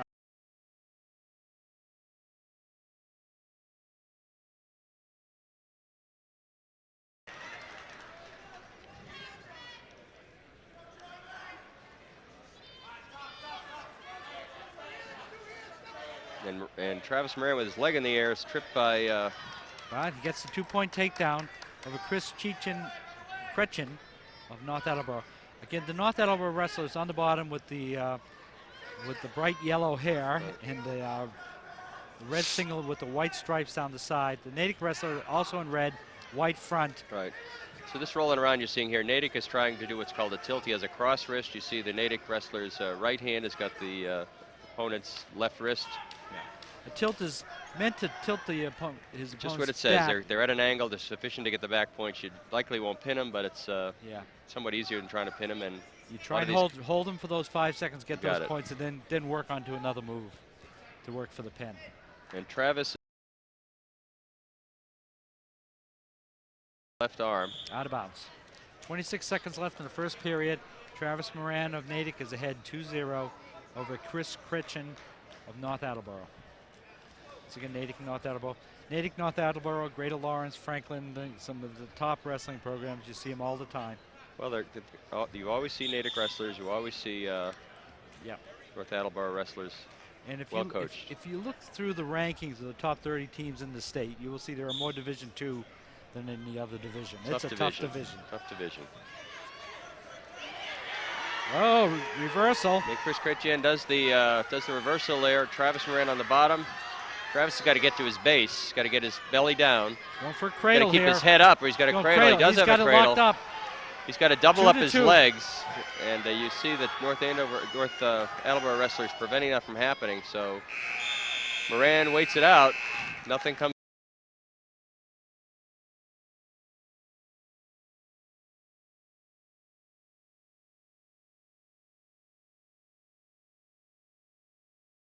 A lot of work for 2 points. Travis Moran's going to take the down position. Chris Critchen will be in the up position. Nope, we got another warning. Another warning. It's going to be on. Is that the second warning for North Attleboro? No, I think the first one was on Natick. Okay. Of course, the warnings are when the boys don't settle and they move too quickly. Oh. And there's Chrétien again with the trip to a single. He's looks like he's picking the near ankle and out of bounds. Interesting with the Mad Light, when they go out of bounds, we almost lose them in the picture. You do, but you know, the white is really doing a great job to reflect the. It is, and actually the referees do not like the Mad Light, and especially on a dark surface because they can't see the back, Right. the shoulders, but they love it on this white.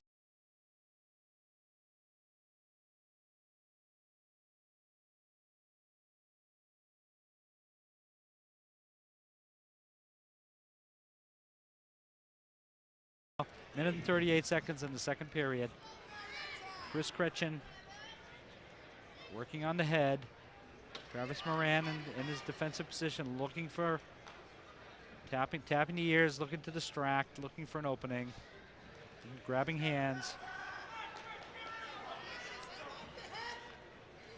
Again, both these boys are trying to tie up the upper body so they can have their way with the lower body, a single, sweep single, or ankle pick, or. Yep. 1 minute left in the second period. We're about halfway through this match. 160-pound weight class.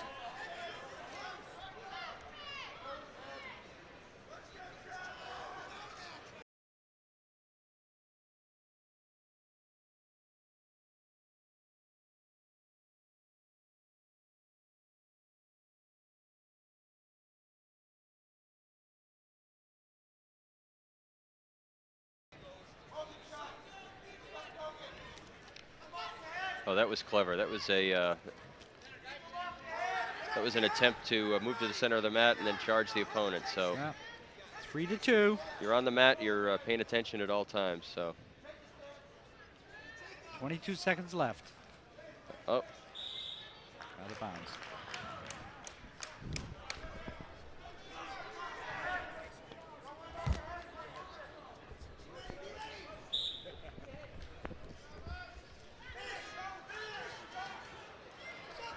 .13 seconds left.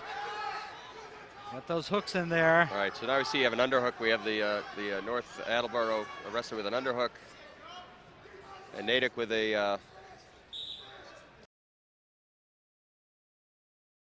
center here with about a second left in the second period. And these boys will just call it and wait till the next. And we'll start with a fresh 2 minutes here. Close match, 3-2, and 1 point doesn't amount to much at this level. They've really got to keep working, and you know. Right. North Attleboro wrestler on the bottom, trying for the escape, and brought back down. Travis Moran for Natick on the top, trying to keep him from escaping. Out of bounds.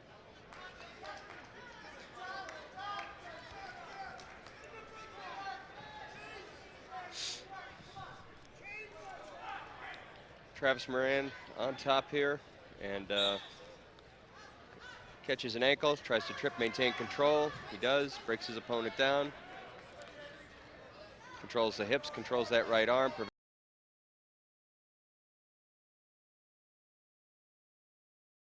Minute and a half left in this match. Very evenly matched wrestlers. They are. I'd call it, come on, out of bounds. Let's get some more action here. Yep. Minute and 21 seconds left in the third period, 160-pound weight class.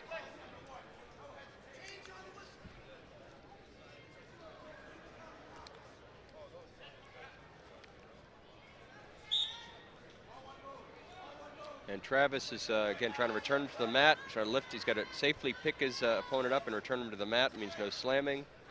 Trying to switch here. Yep. You see that switch move, North Attleboro trying to sit out and come back on top of his opponent, but grabbing that right arm prevents that from happening. Yeah. Travis Moran keeping his legs away on that Natick, switch. I think, is going to try for another tilt here.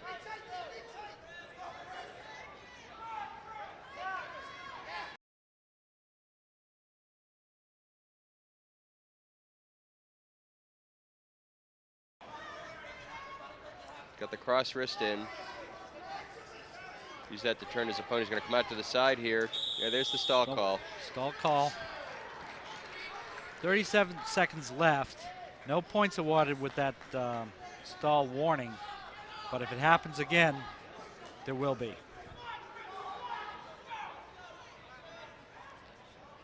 Natick on top for Scritchin.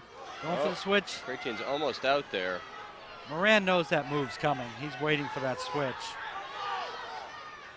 And going for the Moran's going for the cross wrist, and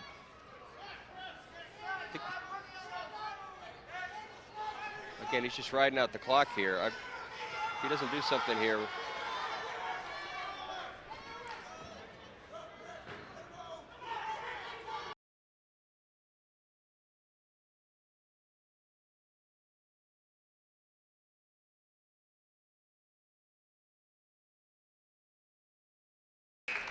Yep. And that's going to be it. Travis Moran of Natick with a 3-2 victory. Your 2008 District Champion, 160 pounds, from Natick High School. He totally had Chris Kripien tied up, kept him down the entire period. Yep. This next match is going to be interesting. This has got to be, I think, one of the toughest weights here at 71. You've got Nick D'Antonia from Milford, senior with the 38-1 record. And Nick Colaci from Franklin, junior, with 39-2. Both these guys are tough. Of course, Nick Colaci is his coach's son. Coach's his dad, Carmen Colaci. Yep. And older brother Eric, I believe, just an outstanding wrestler. Was a state champ. Unbelievable family. Yep. And very nice family too. Franklin's another power.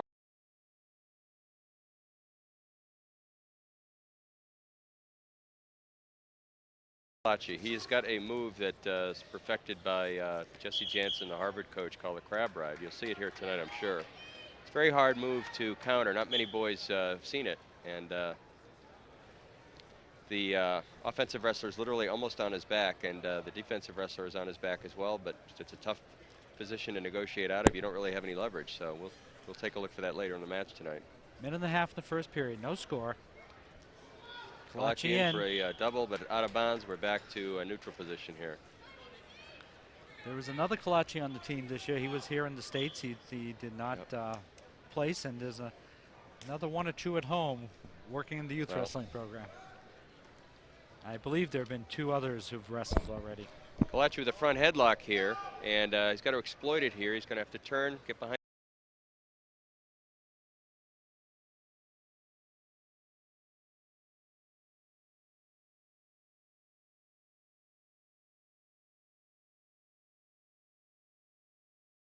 They are. Well, they're very strong. You should see him in person. Yeah, I know.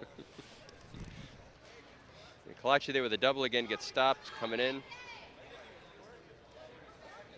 And D'Antonio is a tough cookie as well here from Milford. Yep. 38-1, one loss this year, senior. He'll be going on to the States. Milford is in the white with the red stripes on the side. Franklin is in the multicolored, hard to look at blue Yeah, singlet. and D'Antonio's in. He's got the single. He's going to have to do the sweep. He's got Western 16 that leg. seconds. 16 seconds. He's trying to Western that leg, get his own leg behind. There he is. Yeah, He's got the that's leg the Western hook. He's going to try to grab the second for a double. 7 seconds. He's got to establish it quickly here. No control.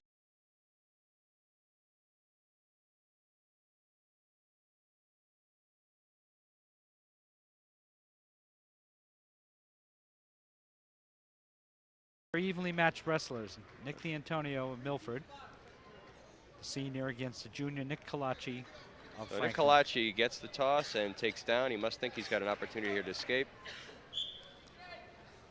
And Colaci reaching back, trying to get those hips.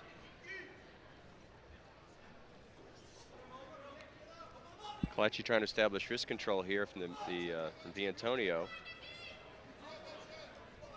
Very compact package here. There's not Yep. much there to work with. Colaci's not exposing much. Nope.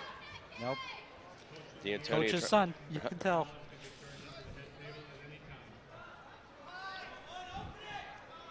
He's got to be doing something here pretty He's soon. young. Okay. Yep. Yeah, look at him. There's the Okay, escape. There's your escape. Minute and a half left in the second period. Nick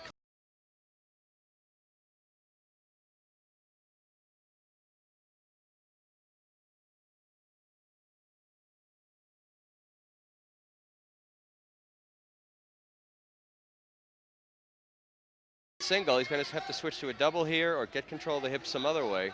I call a stalemate here. There's no one's going to progress yeah, from this. Yep. Well, There he's going for reaching the around. double. He's going for the double. He's- Sprawling. no, Colaci there's a- sprawls away Colaci from that. sprawls away, so no control. And Colaci's trying to spin for two. He's got the front head there, and they're out of bounds. Yeah, and We'll take it back to the center D'Antonio here. catches him midair and tosses him About back 40 in. seconds here left in the second period. 1-0. Nick Colaci of Franklin in the blue.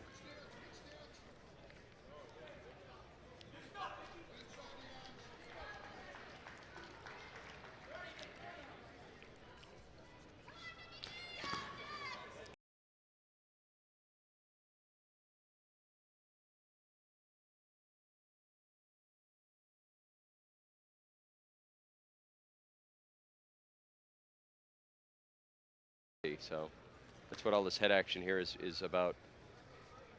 And got some more hand fighting here. 6 seconds Boys left. are trying to control each other's wrists. There we go. In the hand fighting, we got a single. He's in there. Colaci trying to throw him by and spin, but gets stopped here. Okay. Into the third period. Third period, 1-0. Nick Colaci. This is at 171, the 11th weight class out of 14. Boy, these two boys are very evenly matched. Just look Once at how again- athletic these guys are. I know. Once again, this is John Sullivan and John Arena commenting on wrestling here at the Division II State Championships at Walter Hawks Fieldhouse in Reading, being brought to you by Reading Community Television.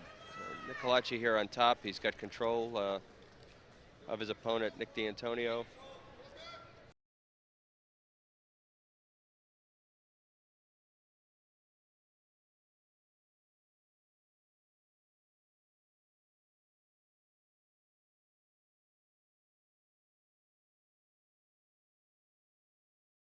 Down, so he's trying to throw a half Nelson here, I believe. He's got to break his opponent down flat to the mat, and Well, D'Antonio's up. Oh, He's up. watch that knee. Watch the knee, potentially dangerous there. There it is. Yep.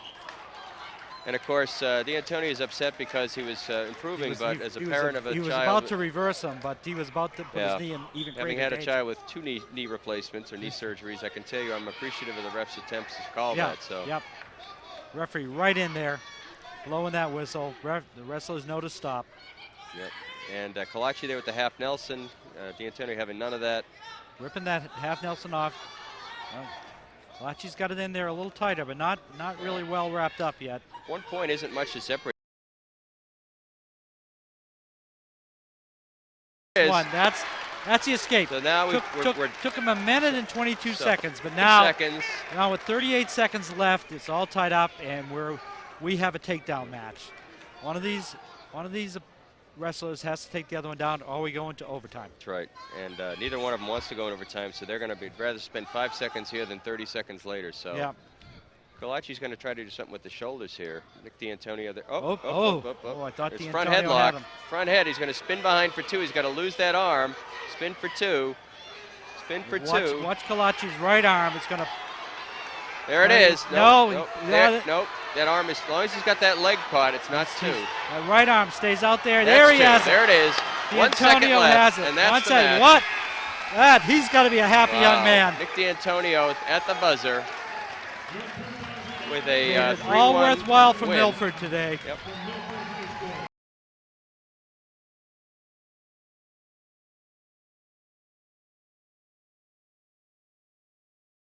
They probably have wrestled each other many times over the years. I'm Yep. sure they're both youth wrestlers. Nick D'Antonio jumping into his coach's arms. Now wrestling 189 pounds from Walpole, Tom Frazier. And from Central Catholic, Mike Levitt. This should be an interesting match. These Yep. are two very good wrestlers. Seniors? Yeah, 2 seniors. Seniors. Yeah, Central Catholic, it's in the primarily red singlet with blue and white with CC on the front. Lawrence Central Catholic. Tom Frazier from Walpole.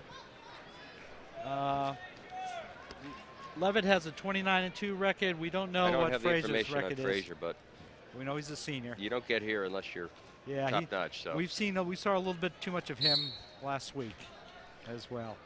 He is ranked #1 in the state. I can tell you that at this weight. So on the masswrestling.com ranking. So right. he's That's a tough wrestler.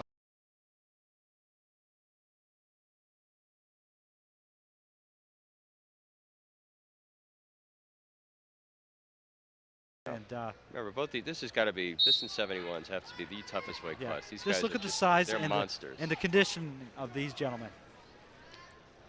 And this is a sport where if you have a weakness, if you have an injury, if you have a deficiency, they'll find it. Yeah.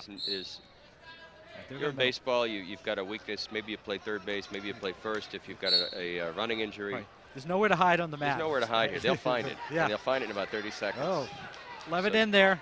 Levitt in there with a single, still no control because the arm is back of the Walpole wrestler. You can see the Walpole wrestler on. There it is. Yeah, Lost 2 it. point, 2 2 points is established. Again, the Walpole wrestler Tom Frazier in the orange, and Mike Levitt from Central Catholic in the primary.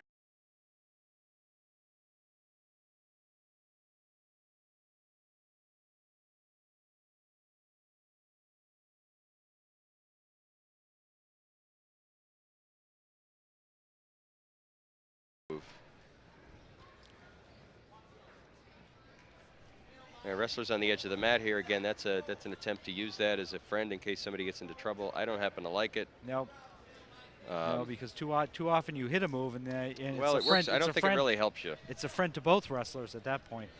So here we go, 2-1.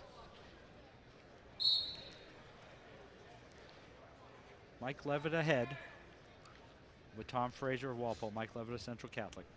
48 seconds left in the first period. That's right, and I'm not seeing much action here. I think the referee might call for some action here, or Yep. An attempted duck under there. Yep.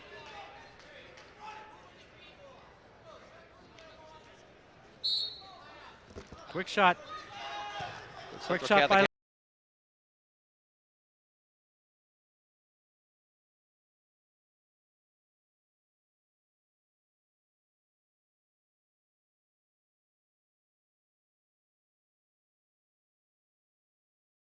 control.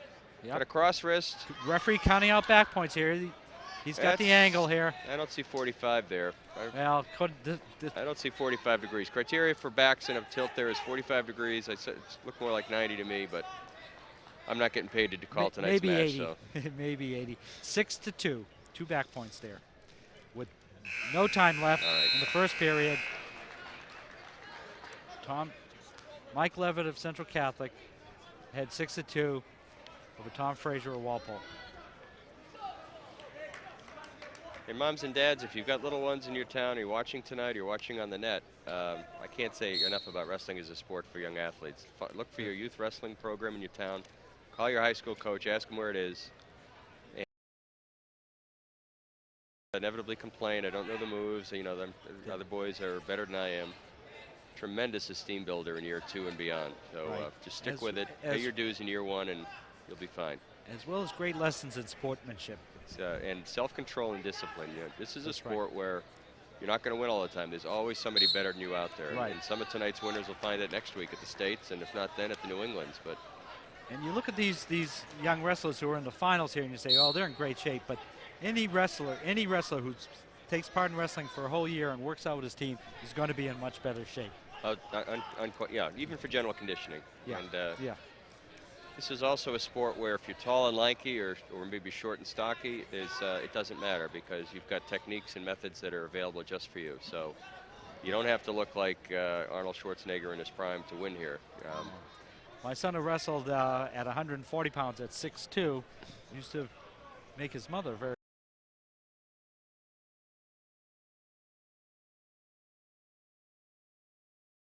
In the audience, Yeah.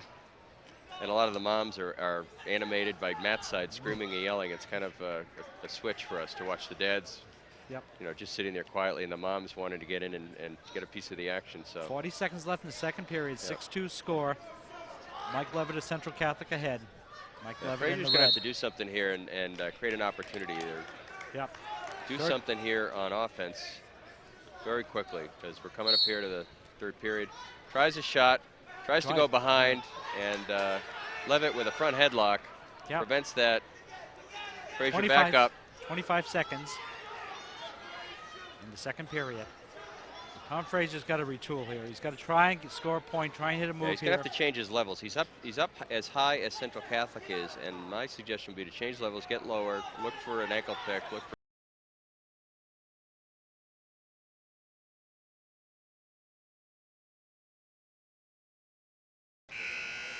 And we're into here the third period, or beginning of the third period here with 6-2 lead Central Catholic. So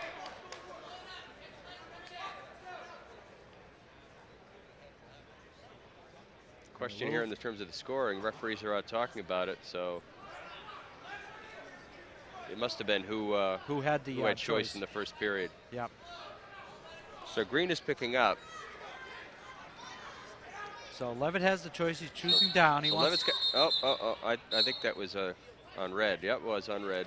Yep. And the boys are both trying to beat the whistle, get that 10th, 20th of a second advantage, and you know, they're looking for a move on the referees to gauge when the whistle get blown. Referee's looking for a tight waist there, bending over deep. Yep. And Walpole trying to take advantage of that down, throwing legs in. You see he's got two legs in there, and it's a dangerous.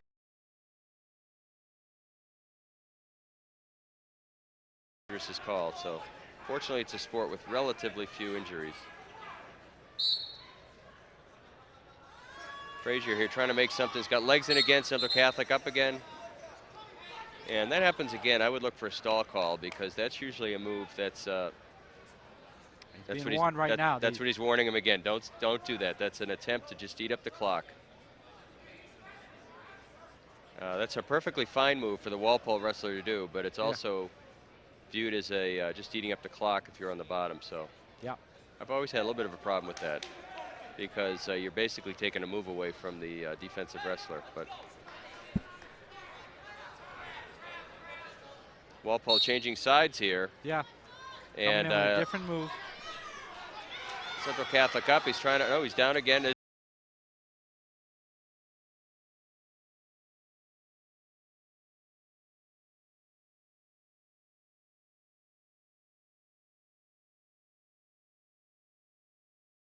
And he's going to have to stand up. There's a tilt. He's got to switch. He's trying to switch. And he's out of bounds. Boy, Mike Levitt is really taking him to Tom Frazier here. 8-2. Tom Frazier's got to be moving here off the whistle. He's got to do something with it, either stand up or a stand up sit out, or we're going with an optional start here. You see Levitt with the optional start, that diamond symbol. Yep. He's permitted to stand up as he did just there and then take his opponent on. And in this case, an escape is awarded. Tom Frazier manages to escape. 8-3 now. Frazier within 5. He needs a takedown. He needs to put Levitt on his back for 3 back points to tie it up. Came close to an overtime in the last match, and haven't been close yet. So Levitt here ahead by 5, most likely is thinking, let me eat up the clock. You're going to see him circle. You're going to see him mostly defensive moves. And it's now up to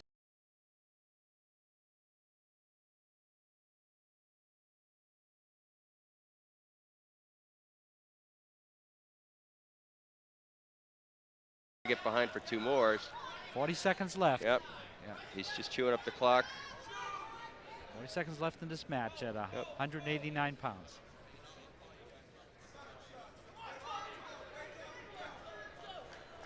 And they're going to be called here out of. Oh.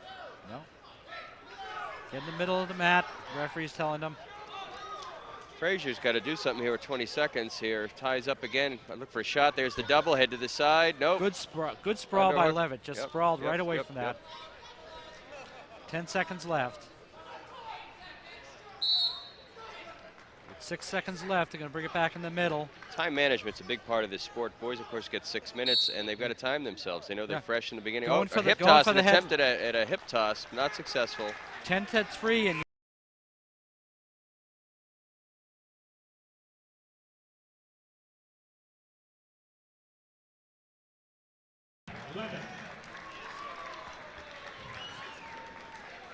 And now at 2:15, a real interest story here from Tewksbury. Derek Lowe, a senior with a 40-1 record, and Donald McNeil from King Philip was injured all this year with a severe neck injury. Was paralyzed from the, I believe, from the neck down partially. Was only cleared to wrestle a week ago. he has a at the 6-0 record. A week ago. This is his I first know. match of the season, and He's here in the finals. here in the finals. Took first in the sections. Took first. And he is a junior. Just an he's got a very interesting style. You look for. He's got a hip rip. He'll reach behind and grab the lateral muscle of his opponent and pull him around. And we'll show you that here. But he's got a very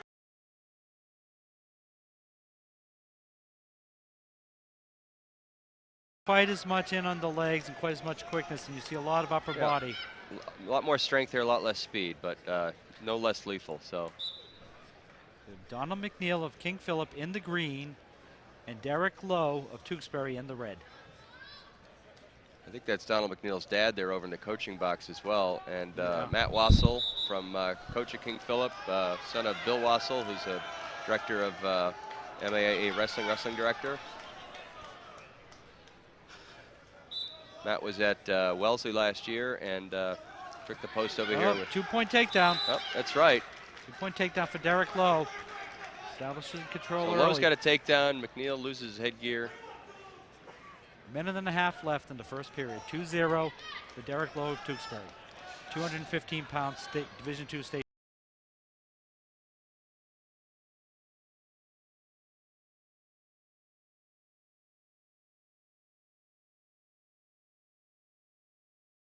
McNeil's got to get up here.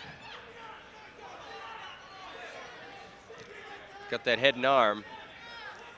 And McNeil's got to get behind, or sorry, 1 point Lowe's got to escape. get behind. McNeil get the escape. So now we're back to neutral here. 2-1. Derek Lowe of Tewksbury in the red or orange, with the lead. Ooh, with a name like Derek Lowe, being a Yeah. wrestler. Red Sox territory. Mm-hmm. Minute and 12 seconds left in the first A period. bit of hand fighting. Derek with an attempt at a shot. Donald doing a great job fending him off here. Donald with a throw by. You can imagine the amount of energy you need to throw by a 215-pound athlete who's Yep. not wanting to be thrown by. Yep. We're going to get a conversation here about roughness. I think we're going to Yeah. see something come out of this. I see a little bit of animosity creeping in here. Yeah, I usually don't want to talk about the rest, but the ref in charge of this match, Now, the It's the refs one are in I- charge of the match, that's for sure, and they do a good job controlling that. So, Yep. 2-1 here, Tewksbury up, Derek Lowe up here. little headgear problem. A little bad sportsmanship. The Oh. crowd is reacting to that. And the coach wants to talk to the referee. Matt Wassel wants to talk about what's going on. I suspect it's about the. And I have to say, this particular referee has had more coaches upset in talking to him today than any other that's been here. So I'm sorry? this referee has had just about every coach here upset with him today. So I'm not surprised to see this happening now. Well, some of these referees coach college, and I think the rules at high school, they tend to give the kids a little bit more latitude. So I don't think any other athletes ask anything more out of the refs than Consistency. consistency. And Yeah, as that's long right. as they know what they're walking into. Yeah. What, he broke his headgear. Yep. So That's it. When he threw the headgear, well, what happens, the snaps around the chin, frequently in your better wrestlers, there's a tremendous amount of force on the head, as you guys have seen. And my son has ripped 1 or 2 snaps out this season, so yep. he'll have to buy another set before next 30 week. seconds left in the first period. Derek Lowe of Tewksbury ahead 2-1 over Donald McNeil of King Philip. And Donald McNeil, they're out of bounds. They're still up in neutral, 2-1, and Tewksbury trying to get a quick 2 takedown. No luck. 20 seconds left, first period. And Donald McNeil backing up here. He's going to have to circle. There's a throw by.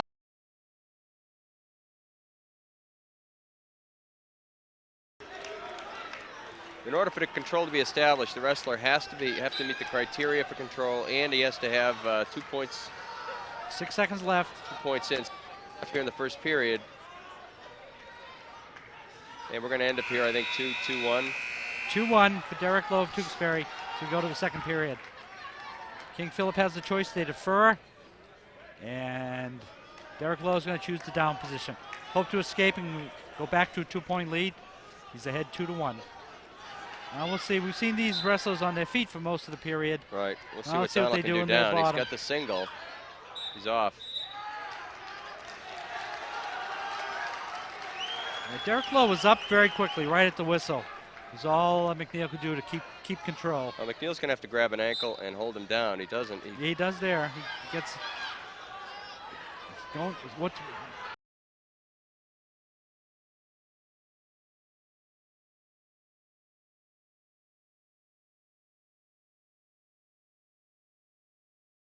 His 7th match he's wrestled this year. So, taking into account. Almost going for the front headlock. Attempted a hip toss there. Yep. Donald trying to get a quick 2, but there's a throw by. No luck. Back up. Minute 24, the second period. 3-1 lead. Tewksbury wrestler in the red. Of course, in the throw by, you're trying to get your opponent to run past you, and in the course of exposing his back, take advantage of that, drop him to the mat, get you 2. So. Yeah.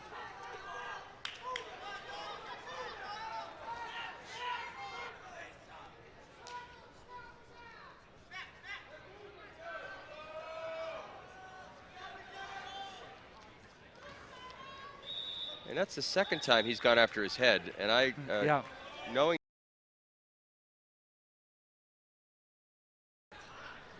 not happy Coach with the Wassel referee. is up, I think he's got the same concerns. I think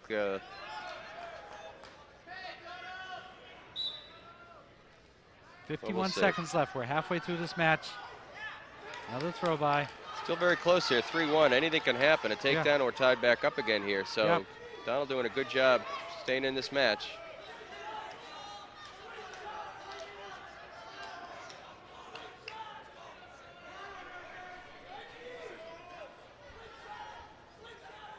Donald's going to circle here to stay in. 26 seconds here left.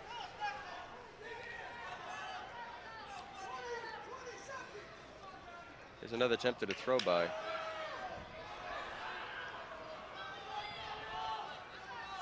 Tying up here, the mat here. I'm not sure what Donald's trying to do.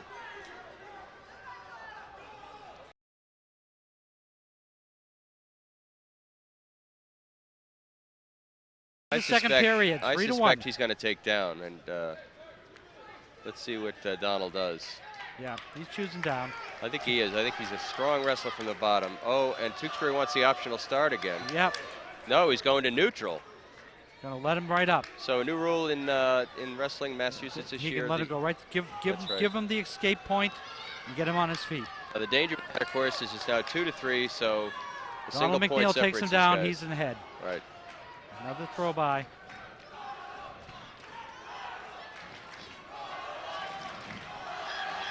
Derek Lowe's got to be careful here. He's got the lead. Lowe's got the lead, but he's also got to do something with it. So you got to look for his progression. He's got to do something with it. You hear people in the stand going, Donald. 1 point. Unnecessary. Ref to call that I think so. all along. Now the ref finally The talking ref to is the speaking to athletes. both of them to tell them to, I think, bring it down to normal here. A minute and a half left in this match. It is now tied 3-3 on that But, penalty. you know, emotions run pretty strong here. Both these boys want first, and Yep. I think Donald, the history here, Donald's been out so long, I'm sure his appetite's whetted too. Yep. Derek Lowe doing a good job here, staying in control. It's tied now, 3-3. Yep. Derek. Donald McNeil trying to circle around behind, but out of bounds. Minute 8 left here, so plenty of time for Plenty of time. Plenty both of time for a wrestlers couple to of score. scores. Tying up in the head.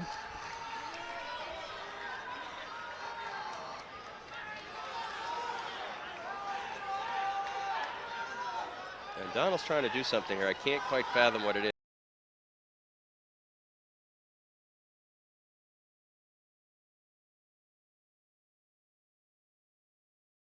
Most of this period in the last period. He's staying working, on, but he's working for position. He's frequently going for the, perhaps going to try a throw by as he backs up a little bit and be in position to attack. But well, I'm guessing they're trying to run the clock down, so they get one move. yeah, try and keep it down. Just take that one shot. Throw by, and double, there's the nope. shot. That's what he's been working for, and Nothing, he's nothing. up. He's up. He's not going to. Very close to a takedown there for Derek Lowe. 16 seconds left. We may have an overtime match here. Someone's going to shoot very quickly here. Lowe pummeling in up top there. Yep. You see the fist in the with opposing the throw shoulder's by. throat. 6 seconds left. And I think we're going to have an overtime match here, John. Yeah. Okay, John, maybe you can talk about the rules of an overtime now.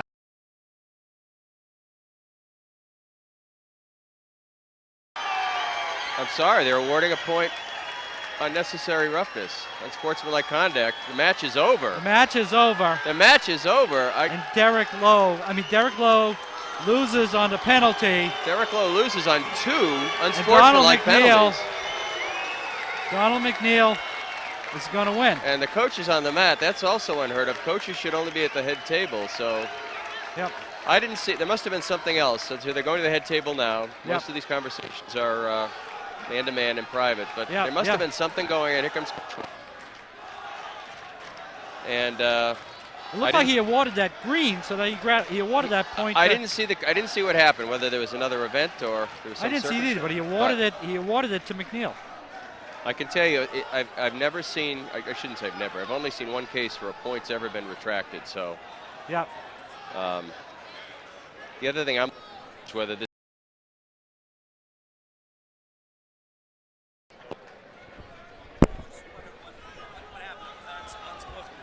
Unsportsmanlike, I don't know what the criteria was. We didn't see anything at the end. Okay. They didn't see anything at the end either. Yeah, we've got the MIA officials over here asking us if we saw anything at the end, and we didn't. So. Unnecessary roughness. So it's an unnecessary roughness call, and I think it's going to. Well, we'll see. We'll see. It's the Tewksbury coach who was arguing. Just looking at the body English. Yeah. It's going to. I'm The trying match to is figure going out to go. Coach Wassel. King Philip. Referee has heard it all. He doesn't much care. I think they're going to call it. Yep. That's it. King That's Philip it. wins. So Don McNeil, what a comeback. This is the comeback kid here from a devastating injury. Broken neck to state champ. Yeah, I'm sorry you didn't see his signature move. I was looking forward to that, but anyway. Donald McNeil, 215-pound state champ. Record now 7-0. Amazing. Yep. Amazing comeback. All right, here What we a are story. at 285, last match of the evening. These are the heavies.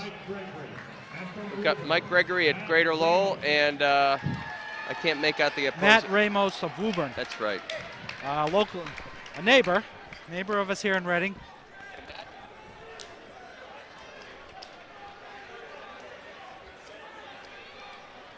All right.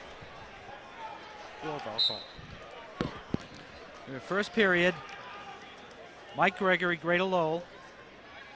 in the blue and yellow, and Matt Ramos of Woburn in the black singlet. Now you see the style is a little different. These guys tend to be bigger. They tend to have maybe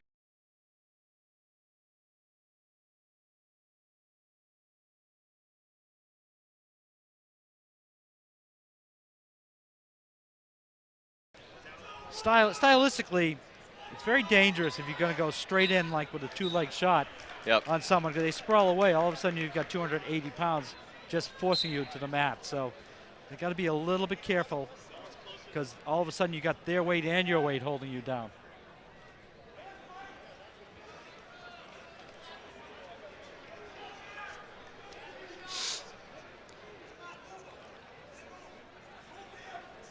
Well, there was enough chippiness in that 215-pound.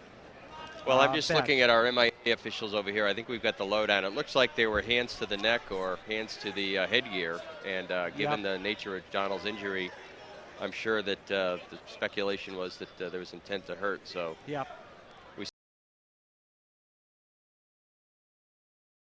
over. Let's get on to this match. 48 seconds left in the first period. No score.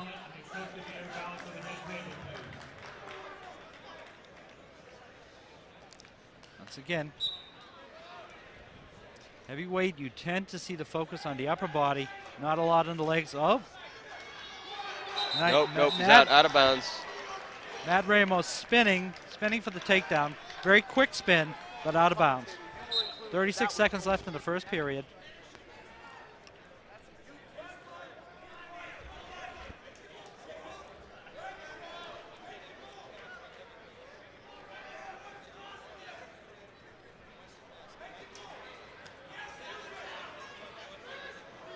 Matt Ramos going for the lift, out of bounds.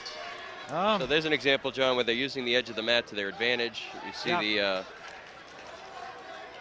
both wrestlers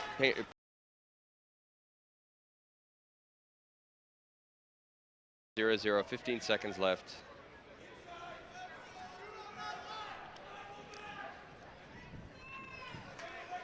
There's Ramos here with what looks like a 23 and 2. And Gregory here with a 38-3. So both these guys seasoned, a lot of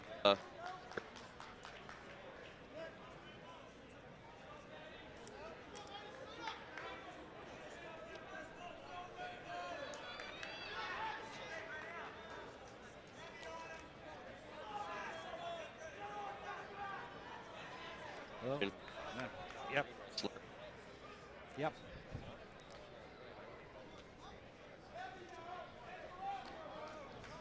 We'll let the ref call it. Mike Gregory of Greater Lowell on top. Still no score. Start of the second period. He's out, isn't it? Matt Ramos is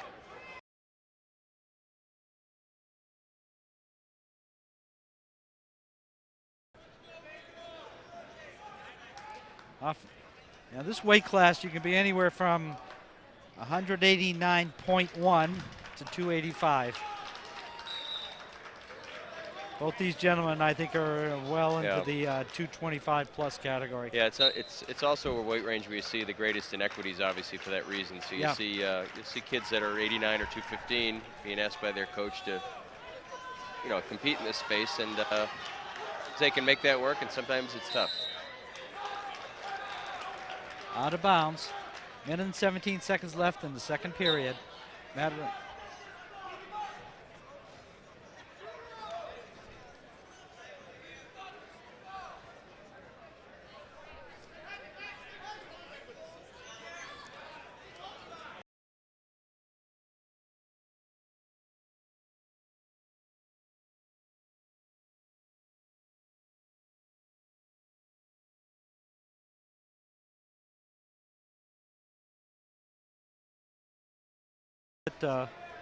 Mike Gregory from Greater Lowell in the blue and yellow.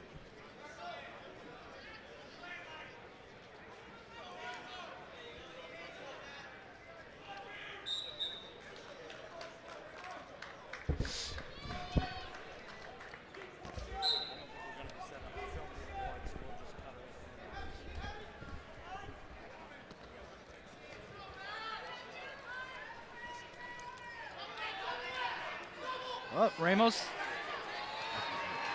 Did he get Ramos it? steps over Gregory. Oh no, Gregory Gregory recovers. steps over and gets 2. Didn't know He's got quite the who was leg. going to win that. 2-1, Mike Gregory ahead with 23 seconds left in the second.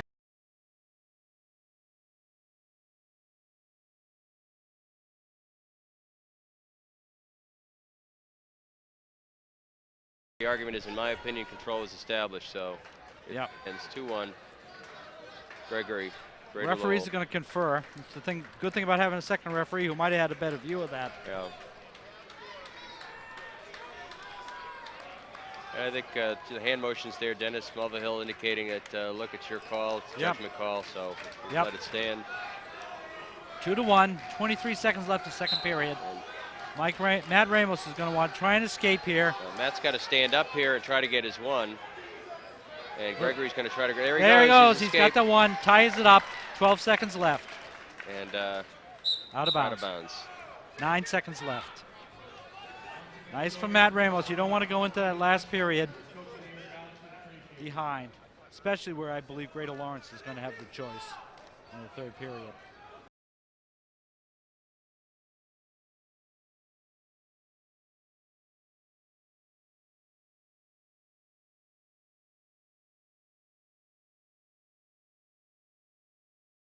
Seconds here. What do you have for the OW in this match? I may well go with you with the Greater Lawrence wrestler there. Yeah. He impressed me a lot. I let the 71 match with Kalachi and Milford wrestler. That was candidate. a good match. Usually it was a good match. It's usually the wrestler who's pretty dominant will get the outstanding wrestler, and I have a feeling that the Greater Lawrence wrestler was pretty dominant straight through. Mike Gregory from Greater Lowell ahead 3-2. A minute and a half left in this match, the final match of the championship.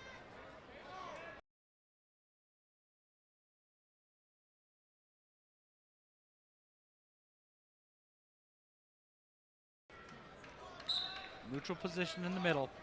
Matt Ramos in the dark singlet, Mike Gregory in the blue and yellow. And you see the again, the larger men, you don't see a lot of bottom activity. It's mostly from the neutral position. But they're surprisingly quick when they spin around behind. They are. Referee indicating to move it into the middle here, and again, Ramos wants that edge. Got a minute left here. Let's see what he does with it. 59.3 seconds. Last match of the Division II State Championships here at Hawks Fieldhouse in Reading. Ramos in on a on single. the leg. And on the Gregory leg. with the underhook. Gregory trying to spinning. Ramos still has the single. You see, as long as he has that, control is not established. Ramos back up. We're back to neutral. Out of bounds. Out of bounds.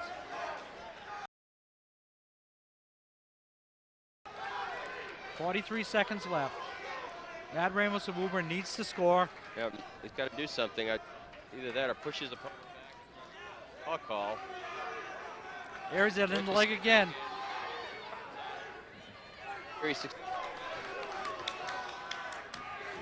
Switches off to the upper button. Ramos is looking for it. There it is. There's a stall warning, but 19 seconds left. But Ramos has got to continue to shoot if he's going to get a second one. Yeah, out of bounds. 12.9 seconds left. Coach. And there's a timeout here. The Greater Lawrence coach wants to talk. Greater Lowell coach. I'm sorry. Wants to talk to the referee. And I think the question is. Referee explaining it to Mike Gregory. Gregory's got to get active Ramos here. is 10 going to shoot seconds. another time. He's going to get a stall.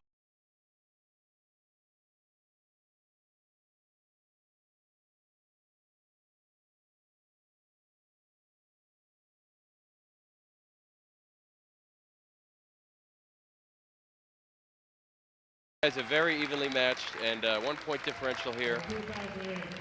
John, thank you very much for tonight's opportunity. Thank you, John. I enjoyed having your excellent insight, and well, I don't know how much insight there is, as much as a parent watching this for 10 years.